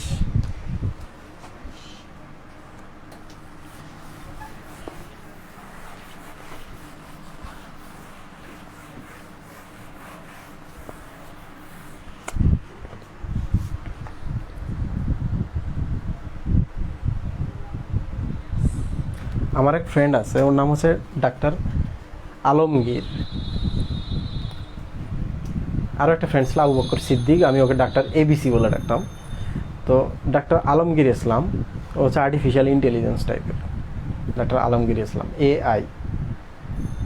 তো এ হচ্ছে খুব খারাপ স্টুডেন্ট ছিল একটা সময়। তো ওর বাবার সর্বোচ্চ চিন্তা ছিল সে রংপুর কারমাইকেল কলেজ থেকে অনার্স মাস্টার্স করবে, করে ওখানকার স্কুল কলেজের টিচার হবে। তার বাবা বিক্রি করতো সিলভার কাপ মাছ, কম দামি মাছ, গ্রামের বাজারে। এই জায়গাটার নাম হচ্ছে পার্বতীপুর, সৈয়দপুর, দিনাজপুর। পার্বতীপুর, দিনাজপুর, ওই যে রেল জংশনের কথা শুনছো, ওই জায়গায়। তো আমার এই ফ্রেন্ড তার বাবার সাথে কিন্তু এই SSC পর্যন্ত মাছ বিক্রি করছে। খুবই দরিদ্র ফ্যামিলি। ওর বাবা যখন মারা যায়, তখন আমি ওর বাসাতে গেছিলাম। ওর বাবা মারা যাওয়ার আগে আমি কিছু কাজ করছিলাম ওর জন্য। তো যাই হোক, তো এই ফ্রেন্ডটা ইন্টারমিডিয়েট পড়তে গেল, এসএসসিতে কিন্তু A+ পায়নি, 4.90 বা 94 এই টাইপের কিছু একটা পাইছে, কিংবা 88 এরকম মার্ক কম ছিল। তো সে গেল হচ্ছে দিনাজপুরে গিয়ে সে একটা কোচিং সেন্টারে ভর্তি হলো। কখন এটা ছিল হচ্ছে ইন্টারমিডিয়েট প্রিপারেশন কোচিং। তো খারাপ স্টুডেন্ট ছিল, এসএসসিতে রেজাল্ট খারাপ, ফ্যামিলি যেহেতু মাছের বাজারে মাছ বিক্রি করে, তো তার ধারণা ছিল যে সে সর্বোচ্চ তার বাপ স্বপ্নটা পূরণ করতে পারবে। সে নাকি দেখছে, আমার কিছুদিন আগে বলতেছে, ও নাকি দেখছিল যে ওদের গ্রামে একটা স্টুডেন্ট আছে, স্টুডেন্টটা হচ্ছে কম পড়ে, 2বার ফেল করছে, করার পর পরবর্তীতে সে কোন জানি স্কুলের টিচার হয়ে গেছে। তো ওর বাপ বলে, ও যদি 2বার ফেল করে টিচার হতে পারে, তুইও 2বার ফেল করে 3বার ফেল করে টিচার হয়ে যাবি। তো ইন্টারমিডিয়েটে এইচএসসি প্রিপারেশন কোচিংয়ে গেল দিনাজপুরে। প্রথম পরীক্ষাতে সে পাইল হচ্ছে 30 মার্কের মধ্যে, পরীক্ষাতে 12 মার্ক পাইছে। তো ওর খুব লজ্জা লাগছে ব্যাপারটাকে। তো সবাই 25-এর উপরে, সে কীভাবে 12 মার্ক পায়। হঠাৎ করে তার একদিন মনে হলো যে একটু মার্ক বেশি পাইতে হবে, টপ লিস্টের প্ল্যান নাই, মার্ক বেশি পাইতে হবে। সে হোস্টেলে এসে পড়াশোনা শুরু করলো। পরের দিন সে সরাসরি পেয়ে গেল 29। তো 29টা ছিল এরকম বাংলা পরীক্ষা। তো বাংলা পরীক্ষা 29 দেখে ডিরেক্টর নাকি তাকে ক্লাসের মধ্যে দেখতেছে, আলমগীরকে দেখি একটু দাঁড়াইছে, আলমগীর তুমি ভালো করছো, একটুকু বলছে। তারপর দিন সে নাকি ফিরে যাওয়ার পর তার মনে হয়েছে আরও ভালো করতে হবে, আমি যে 29 পাই আজকে ফার্স্ট হইতে পারি, সব সাবজেক্টে ফার্স্ট হইতে পারবো। তারপর 30, 29, 30, 30, 30, 29 হিস্ট্রি। ইন্টারমিডিয়েটের ছেলেটা A+ পায়। পাওয়ার পর সে মেডিকেল অ্যাডমিশন পরীক্ষা দেয়। দেওয়ার পর ওই যে এসএসসি রেজাল্ট খারাপ ছিল, ডিএমসিতে হয়ে যেত, কিন্তু ডিএমসি না হয়ে যায় রংপুর মেডিকেল। তো 3rd ইয়ার তখন ওর বাবা মারা যায়, ফুসফুসের হার্টের একটা সমস্যা নিয়ে আমাদের হসপিটালে আসে। টাকার জন্য প্রায় 2-3 লাখ টাকা লাগবে। তখন আমি তো ফেসবুকে কেবল নতুন সেলিব্রিটি, যে তোমরা যেটা ভাবো, 2013 সালের দিকে আমি একটা ফেসবুকে পোস্ট দিলাম, 3 দিনের মধ্যে আমাদের আসলো 5 লাখ টাকা। তার বাবা ট্রিটমেন্ট করতে ঢাকায় নিয়ে আসলো এনআইসিবিটিতে। আনার পর দেখা গেল তার বাবার হচ্ছে ফুসফুসের ক্যান্সার হয়েছে। 3 মাসের মধ্যে তার বাবা মারা গেল। এই ছেলেটা এখন আমাদের ব্যাচে যত স্টুডেন্ট ছিল, ধরতে গেলে সারা বাংলাদেশে ওই ব্যাচে যত স্টুডেন্ট ছিল, মেডিকেল স্টুডেন্ট, তাদের মধ্যে সবার আগে সে গ্রামে 2তলা বাড়ি করে ফেলছে নিজের ইনকাম দিয়ে, বিয়ে করছে, তার একটা বাচ্চা আছে, বিসিএস হয়ে গেছে সবার আগে। এরপর হচ্ছে তার হয়ে যায় কার্ডিওথোরাসিক সার্জারিতে এমএস। বোঝা গেল? মানে সব থেকে বড় ডিগ্রির নাম হচ্ছে এমএস। সে এখন হার্ট ফাউন্ডেশনে ট্রেনিং করবে। যেহেতু বিসিএস হয়েছে, এখন সে দিনাজপুরে আছে। 260 বেডের একটা হচ্ছে জেনারেল হসপিটাল আছে দিনাজপুরে। তোমরা যারা দিনাজপুর থেকে ক্লাস করছো, কখনো যদি যাও, ডাক্তার আলমগীরের কাছে যাবা, আমার কথা বলবা, তোমাদের পরিচয় দিবা, সে খুব খুশি হবে। মাছের বিজনেস করতে দরিদ্র ছিল, সে আছে কার্ডিওথোরাসিক সার্জন হবে। বোঝা যায়? ছোট্ট একটা জিনিস তার লাইফটা চেঞ্জ করে দিয়েছে। এই যে আমার মনে আছে, এই ব্যাচে কিছু স্টুডেন্ট ছিল মার্ক পায় না, কিন্তু দিনের পর দিন লেগে থেকে এখন সবসময় টপ লিস্টেড থাকে। তুমি কোথাকার স্টুডেন্ট হয়েছে, আমার সাথে কোথাকার স্টুডেন্ট আছে দেখার টাইম নেই, আমাকে ফার্স্ট হইতে হবে, টপে যাইতে হবে। করতেছে। তাহলে তুমি কোত্থেকে পড়ছো, কি ধরনের সুবিধা পাইছো, ডাজেন্ট ম্যাটার। তুমি দেখতে কত সুন্দর, তোমার রুমটা কত গোছানো, ডাজেন্ট ম্যাটার। ফেসবুকে তোমার ফ্যান ফলোয়ার কেমন, এটাও ম্যাটার না। তুমি আসলে চাচ্ছটা কি, এইটা হচ্ছে ম্যাটার। এবং ওইটার পেছনে যত শ্রম দিব, ওইটাই করবা। আমার মনে আছে আলমগীর প্রত্যেকটা পরীক্ষার আগে সারা রাত পড়তো, পড়ে না ঘুমায় পরীক্ষা দিত, এবং সে যা পড়তো ওর মাথায় তাই থাকতো। এটা একটা মিরাকলার ব্যাপার একটা। অথচ সে খারাপ স্টুডেন্ট ছিল।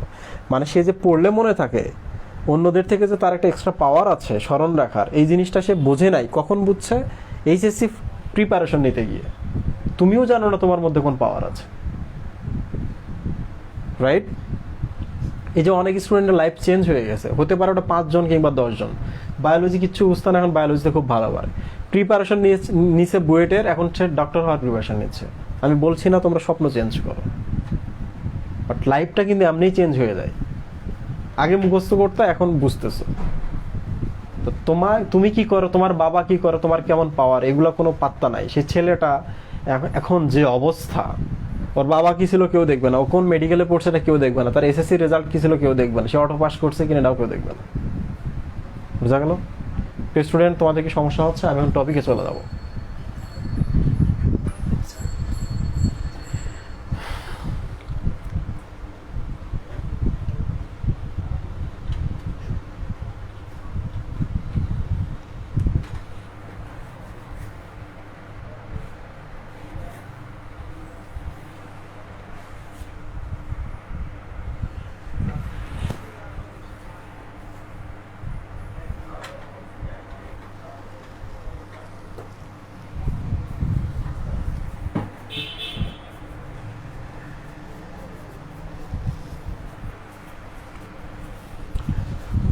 আমি আমার ফ্রেন্ডের সাথে, ও কয়েকদিন আগে আসছিল, আমরা একসাথে ঘুরছি, কিন্তু সুযোগ হয়নি।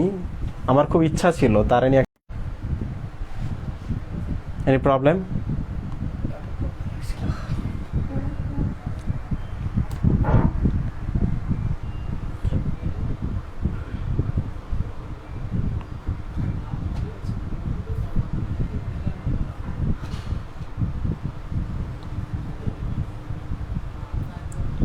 একটু ব্লার হয়ে গেছে কেন? গল্পটার সময় ব্লার হইলে হইতো না?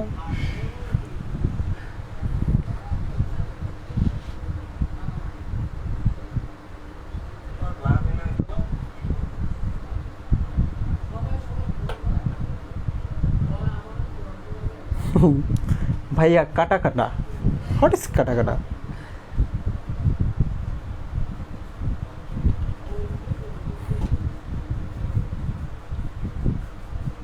আচ্ছা, আমি আমার ফ্রেন্ডকে নিয়ে আমি বাসায় যাব কিছুদিনের মধ্যে, তোমাদের এই কোর্সটা শেষ করে আর 2টা ক্লাসের পর। আমি বাসায় গিয়ে আমি দিনাজপুরে যাব, ফ্রেন্ডের ওখানে আমার আরেক ফ্রেন্ডের বিয়ে। তো ও যেখানে বিয়ে করছে, আমার এই ফ্রেন্ড দিনাজপুরে সেখানে আছে, ডিউটি করছে। তো আমার যদি সম্ভব হয় আমি অবশ্যই তার নিয়ে লাইভে আসবো। হয়তো বা সুন্দর গুছিয়ে কথা বলতে পারবে না, বাট সে কিন্তু খুব ভালো কেমিস্ট্রি টিচার ছিল একটা সময়, এখন পড়ায় না। আমি লাইভে আসবো, তোমরা জাস্ট তার মুখে কথাগুলো শুনবা। শোনার পর আই থিঙ্ক তোমাদের যাদের মধ্যে হচ্ছে এখন পর্যন্ত এই ডিপ্রেশন কাজ করে, ইনফিরিয়ার কমপ্লেক্সিটি কাজ করে, তারা নিজেদের মধ্যে একটা চেঞ্জ নিয়ে আসতে পারবা। তাহলে আমরা এখন একটু দেখব প্রক্রিয়া। কিন্তু আমরা দেখে ফেলছি কীভাবে স্ট্যান্ডিং করে, তাই না? ওই দেখ তার ঢোকায় দেয়, দিয়ে ওই যে জালটাকে সরু ছিল ফুলাই দিলে ডেরম হয়ে যায়, দেয়ালগুলোকে ধাক্কা দিয়ে থাকে, তাহলে দেয়ালটা ফাঁকা, যাতায়াত করতে পারে রক্ত। রাইট? প্রক্রিয়া শেষ। উপকারিতা কি? এই জিনিসটা যদি না থাকে তাহলে এই পেশিগুলো সবসময় ঠিকঠাক রক্ত পাবে, তাহলে কখনো অ্যানজাইনাও হবে না, হার্ট অ্যাটাকও হবে না, হার্ট ফেলিউরের সম্ভাবনাও কমে গেল। বোঝা গেল? কন্ট্রা ইন্ডিকেশন কখন করা যাবে না এই টেস্টটা? যদি এমন মনে হয় যে রুগীর টাকা পয়সা কম, রুগী পারছে না, যদি সরকারি হসপিটাল থেকে সাপোর্ট না দিতে পারে কিংবা কোনো সাপোর্ট না পায়, তাহলে আমরা এই ক্ষেত্রে চিন্তা করি যে যেহেতু পারছে না, তাহলে কেন আমরা জোর করে তার অপারেশনটা করে দেবো। রুগী যদি না চায় আমরা অপারেশন করে দিতে পারবো, রাস্তা থেকে ধরে নিয়ে এসে, আসেন আপনার একটা স্ট্যান্ডিং করে দিই, না করবো না, আসেন, কেন জোর করে ধরে নিয়ে এসছো, ফেলছো বিছানার মধ্যে, এরপর ফুটা কইরা তুমি একটা স্ট্যান্ডিং করে দিলা, হইল? রুগী না চাইলে প্রথম এটা একটা ব্যাপার, যে রুগী চায় না, জোর করে কিছু করা যাবে না।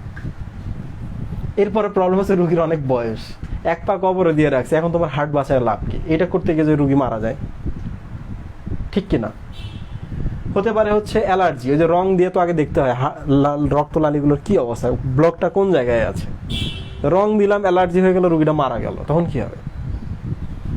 এইটা করা অবস্থায় হতে পারে হার্ট অ্যাটাক। কারণ দেখো এই জিনিসটা ভেঙে আর একটা সরু রক্তনালী আছে এদিকে, এই জায়গায় গিয়ে ব্লক হয়ে গেল, তাহলে এদিককার হার্ট পেশিগুলো মরে যাওয়া শুরু হলো না? হার্ট অ্যাটাক হয়ে যেতে পারে। তো বিপদ তো সব জায়গাতে। এটা করতে গিয়ে অ্যারিথমিয়া শুরু হয়ে যেতে পারে, হার্টবিট উল্টাপাল্টা হয়ে যেতে পারে, তো আরও ভয়ানক অবস্থা। ইলেকট্রিক শক দিতে হবে যে আয়রন দিয়ে। বোঝা গেল? তো এই হচ্ছে ঘটনা। বয়স যদি অনেক বেশি হয়, রঙে যদি প্রবলেম থাকে, কিডনিতে যদি সমস্যা হয়, কারণ রঙগুলো যায় কোন পাশ দিয়ে? প্রস্রাবের মাধ্যমে বের হয়ে যায়। তো কিডনিতে সমস্যা, আপনি রং দিয়েছেন শরীরের মধ্যে, প্রস্রাব দিয়ে বের হওয়ার সময় কিডনিতে তো আরও সমস্যা করবে। হার্ট বাঁচাইতে গিয়ে কিডনিটা ড্যামেজ করে দিতে পারবেন? রুগীটা তো এমনিও মারা যাবে, অমনিও মারা যাবে, তাই না? উপায় নাই। তাহলে অপারেশন চাইলেই সবসময় করা যায় না, আবার করার মুহূর্ত আসলে সব কিছু ঠিক থাকলে অপারেশন করতেই হবে, ফরজে আইন। স্টুডেন্ট, আমি এবার স্ট্রোকটা দেখাবো, দেখলেই তোমরা বুঝতে পারবা। এটা ছিল হার্ট, এটা হচ্ছে আমাদের ব্রেন। তো হার্টে যে ঘটনাটা ঘটে ব্রেনে ওই ঘটনাটাই করতে পারে। রক্তনালীগুলো শুরু হতে পারে, ব্লক হয়ে যেতে পারে। তো নিচ থেকে তো উচ্চ রক্তচাপে রক্তটা পাঠানো হয়, রাইট? তো ব্লক হয়ে যাওয়ার কারণে কি হতে পারে, এখানকার নিউরনগুলো মরে যেতে পারে, এটাকে বলে ইসকেমিক স্ট্রোক। অক্সিজেনের অভাবে মানে কি ইসকেমিয়া, তো এটা নাম ইসকেমিক স্ট্রোক। আবার যদি হতে পারে যে এটা এত বেশি নড়ানো যাচ্ছে না, তাহলে হার্ট জোরে চাপ দেওয়া শুরু করবে, কারণ এখানে রক্ত পাচ্ছে না, তাই না? হার্টের লাইনটা আমরা করে দিলাম, এই পাশে রক্ত এখানে যাচ্ছে না, তাহলে হার্ট এত জোরে দিবে যে মাঝখানে রক্তনালীগুলো এই দিকটা ফেটে যেতে পারে, ফেটে রক্তগুলো এরকম বাইরে চলে গেল। তো এটাও একটা স্ট্রোক, এটাকে বলে হেমোরেজিক স্ট্রোক, মানে যে স্ট্রোকে রক্তপাত হয়। তো সব ভুলে যাও, মনে রাখো এটা স্ট্রোক। স্ট্রোক শব্দটার মানে কি? স্ট্রোক শব্দের মানে হচ্ছে ধাক্কা দেওয়া। ব্লক যদি হয়ে থাকে তাহলে জোরে ধাক্কা দেবে, হয় এটা ছুটে চলে যাবে কিংবা রক্তনালীগুলো ফেটে চলে যাবে। স্ট্রোক দেওয়া মানে বলে না যে হাতে স্ট্রোক বেশি, মানে ধাক্কা দিতে পারে বেশি, মহেন্দ্র সিং ধোনির মতো হেলিকপ্টার শট স্ট্রোক, কিংবা মিস্টার 360-র মতো এবিডি। বোঝা গেল কি কি ঘটনা ঘটতে পারে? ভালো করে খেয়াল করো। আমি কিন্তু যে এখানে লিখে রাখছি, তোমার যে লক্ষণগুলো আছে তোমরা জানলে তোমাদের মনে থাকে। ব্যাখ্যাগুলো দেখো, মাথা ব্যথা হতে পারে, এই কোষগুলাতে যদি রক্ত না যায়, অক্সিজেন না যায়, তাহলে এখানে তো মরা শুরু হবে। বুকে যদি ব্যথা হয়, এখানে মাথা ব্যথা হবে না? তাহলে মাথা ব্যথা হতে পারে, কেটে দিলাম। মাথায় যদি যে কোনো প্রবলেম হয়, অস্থিরতা হবে না? অস্থিরতা হতে পারে। মাথার ভেতরে দেখো এই জায়গায় রক্ত জমে যাওয়া শুরু হলো, এই রক্তগুলো যদি জমে তাহলে এই যে স্নায়ু কোষগুলো আছে এদেরকে ধাক্কা দিবে না? মাথা তো একটা ক্লোজ, ভেতরে এতগুলো রক্ত জমে গেছে, রক্তনালী ফেটে, তাহলে স্নায়ুগুলোকে ধাক্কা দিবে, ব্রেনটাকে একদিকে ধাক্কা দেবে। তখন আমরা বলি যে মাথার ভেতরে প্রেশার বেড়ে গেছে, ইন্ট্রাক্র্যানিয়াল প্রেশার বেড়ে যাওয়া। মানে কি? রক্তপাত তো হচ্ছে, রক্তের পরিমাণ বাড়ছে, রক্ত তো ব্রেনকে চাপ দিয়ে একদিকে ঠেলতেছে, তখন কি হবে? বমি হবে না? এর ব্যাখ্যা কি? এটা ব্যাখ্যা মেলা ধরনের ব্যাখ্যা আছে, মনে রাখবা। ব্রেন যদি ঠিকঠাক না কাজ করে, কনফিউজড হয়ে যায়, বমি করে দেয়। বোঝা গেল? বোঝা গেল? তাহলে বমি হতে পারে, এটা খুব ইম্পর্টেন্ট একটা টপিক। স্মৃতিভ্রংশ, স্নায়ু যদি নষ্ট হয় স্মৃতি থাকবে, মেমোরি লস হবে না? Memory loss. এই যে আমাদের এখানে ভয়েস সেন্টার আছে, speech centre, Broca's motor speech area, তাহলে আমি যে কথাগুলো বলছি এই স্পিচ সেন্টারগুলো কাজ করছে। এখন আমার যদি রক্তপাত হয়, স্পিচ সেন্টারগুলো তো নষ্ট হয়ে যাবে না? কথা বলা বন্ধ হয়ে যাবে, বাক লোভ বা কথা বলা বন্ধ। ব্রেনে আঘাত, ব্রেনে যদি উল্টাপাল্টা হয়ে যায় তাহলে তো আমি জ্ঞান হারাই ফেলবো, ঠিক কিনা? মাথায় আঘাত লাগলে জ্ঞান হারায় মানুষ, জ্ঞান হারিয়ে ফেলবো। তো এই মাথায় তো আমাদের হাত পায়ে চলাচল নিয়ন্ত্রণ করছে, যদি কখনো এখানে প্রবলেম হয়ে যায়, রক্তনালী ফেটে যায় বা নিউরনগুলো মরে যায়, চাপ খায়, তাহলে দেখা যাচ্ছে যে আমাদের মাথা যদি প্রবলেম হয়, ডান অংশটা আমরা নড়াইতে পারি না। কারণ কি? মাথার বাম সাইডটা ডান অংশটা নিয়ন্ত্রণ করে। কিংবা আমরা প্যারালাইসিস হয়ে গেলাম, এ নষ্ট, সারা শরীর নষ্ট। নাক মুখ দিয়ে রক্ত আসা, নাকের এইবার ভেতর দিয়ে চিন্তা করলে এই জায়গায় একটা ভাল্ব আছে, এটাকে বলে সেফটি ভাল্ব। মাথার ভেতরে যে রক্ত প্রচণ্ড চাপ বেড়ে যায়, মাথার নাক দিয়ে কিন্তু রক্ত পড়ে না? ঘুমাইছে, নাক দিয়ে রক্ত পড়ে বালিশ ভিজে গেছে, নানা কারণে হতে পারে। এর মধ্যে একটা হচ্ছে এই ভাল্বটা খুলে দেয়, সেফটি ভাল্ব, প্রেশারটা কমিয়ে দেয়। কারণ ভেতরে তো ব্লিডিং হচ্ছে না স্ট্রোকের কারণে, কারণ নাকে মুখে রক্ত আসতে পারে। আরেকটা হচ্ছে মৃত্যু, সব নিয়ন্ত্রণ করে সে, আঘাত পাচ্ছে সে, মরে যাচ্ছে তার কোষ, মৃত্যু হতেই পারে। প্রিয় স্টুডেন্ট, তোমরা কি আজকে ক্লাসটা সবাই বুঝতে পেরেছো? আমাদের আরও দুটো ক্লাস আছে, আমি একটা তোমাদের এক্সট্রা ক্লাস নিতে চেয়েছি, কিউবিন্সের ক্লাস। ওইটা আমি একটু সময় বের করে লাস্ট ক্লাসের আগে ওই ক্লাসটা নিব, একটু সময় বের করে, দিনের যে কোনো একটা সময়, ঠিক আছে? তোমরা একটু কমেন্টে জানাও যে তোমাদের কোনো প্রশ্ন আছে কিনা, আমরা এখন লাইভ থেকে চলে যাবো।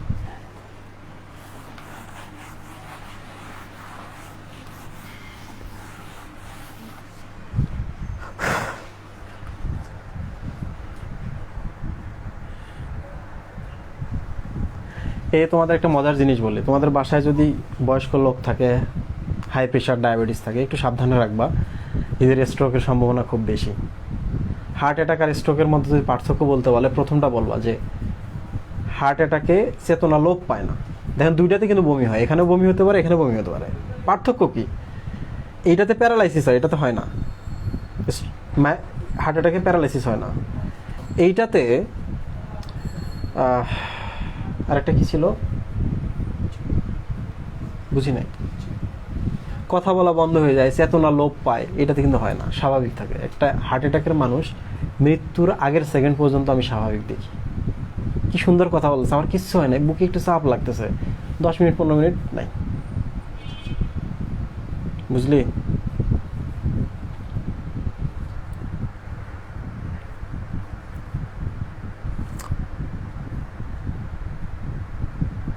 হার্ট ফেলিউর আর হার্ট অ্যাটাকের পার্থক্য কি ভাইয়া?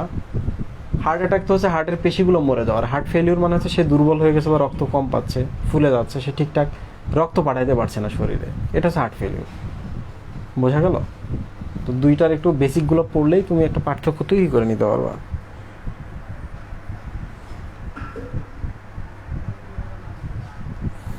আচ্ছা একটা কথা বলি,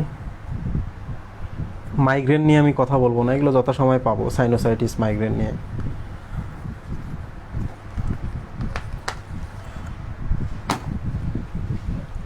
মাঝে মাঝে এমন হয় যে একটা মানুষ হাঁটতেছে, হুট করে পড়ে গেল, পায়ে পা লাগলো না, কিচ্ছু লাগলো না, আবার সে উঠে দাঁড়াইলো, কেন পড়ে গেছে সে জানে না। গ্রামের মানুষজন বলে যে ভূতে ধাক্কা দিছে, কিন্তু একটু খেয়াল করে দেখো, সে ছোট বাচ্চা ছিল না, সে বয়স্ক একজন মানুষ ছিল। আর একটু খেয়াল করে নিয়ে দেখো তার হাই প্রেশার কিংবা ডায়াবেটিস বা কিছু একটা ছিল, সে আসলে ওই মুহূর্তে একটা মাইনর হার্ট অ্যাটাক, স্ট্রোক করছে, ছোট একটা স্ট্রোক করছে, বাথরুমে গিয়ে পড়ে গেছে, হুট করে হসপিটালে ধরে নিয়ে গেছে, এটা আসলে স্ট্রোক করছে। বোঝা গেল? তাহলে কেউ যদি এরকম কোনো কন্ডিশন তোমরা পাও, একটু সাবধান হওয়া। আর অবশ্যই বাবা মার প্রতি যত্ন করবা। তাদের হাই প্রেশার এবং ডায়াবেটিস থাকলে ডাক্তার যা বলবে তাই, ওষুধ বন্ধ হবে না। ডাক্তার যদি বলে বন্ধ, কমান, বাড়ান, তাহলেই বন্ধ, কমাবে, বাড়াবে। যদি না বলে দুনিয়া এদিক ওদিক যাক, তবুও এটা কমানো, বন্ধ করানো যাবে না। একদিন খাইনি, খবর আছে যে কোনো মতে স্ট্রোক বা হার্ট অ্যাটাক করে ফেলতে পারো।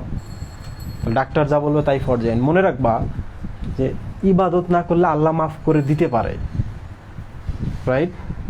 অনেকগুলো কথা আছে না, যেমন কারোর ব্যাপারে গীবত করলে, কাউরে কষ্ট দিলে আল্লাহ এটা মাফ করে দেয় না, ওই লোককে মাফ করে দিতে হয়, ঠিক কিনা? তাহলে আল্লাহ মাফ করে দেয়। মনে রাখবা, ইবাদতে যদি তুমি গন্ডগোল করো, না করো, পরে করলেও আল্লাহ মাফ করে দিতে পারে। কিন্তু এই যে ঔষধগুলো উল্টাপাল্টা করলে, ঠিকঠাক ডায়াবেটিস এবং হাই প্রেশারের যদি ঠিকঠাক যত্ন না নাও, তাহলে কিন্তু মাফ করবে না। আরেকটা কথা, ডায়াবেটিস, হাই প্রেশার কখনো ভালো হয় না। তাহলে কখনোই যতদিন বেঁচে আছো, যতদিন চিকিৎসা আসেনি সত্যিকারের, ততদিন মনে রাখবা এই দুটোর কোনো চিকিৎসা নাই, নিয়ন্ত্রণে রাখতে হয়। তাহলে ভুলভাল জায়গায় যাবে না, ভুলভাল ওষুধ খাওয়া না, ডাক্তার যা বলে তাই করবা, নিয়ন্ত্রণে রাখবা। আল্লাহ হাফেজ, ভালো থাকো, আবার দেখা হবে।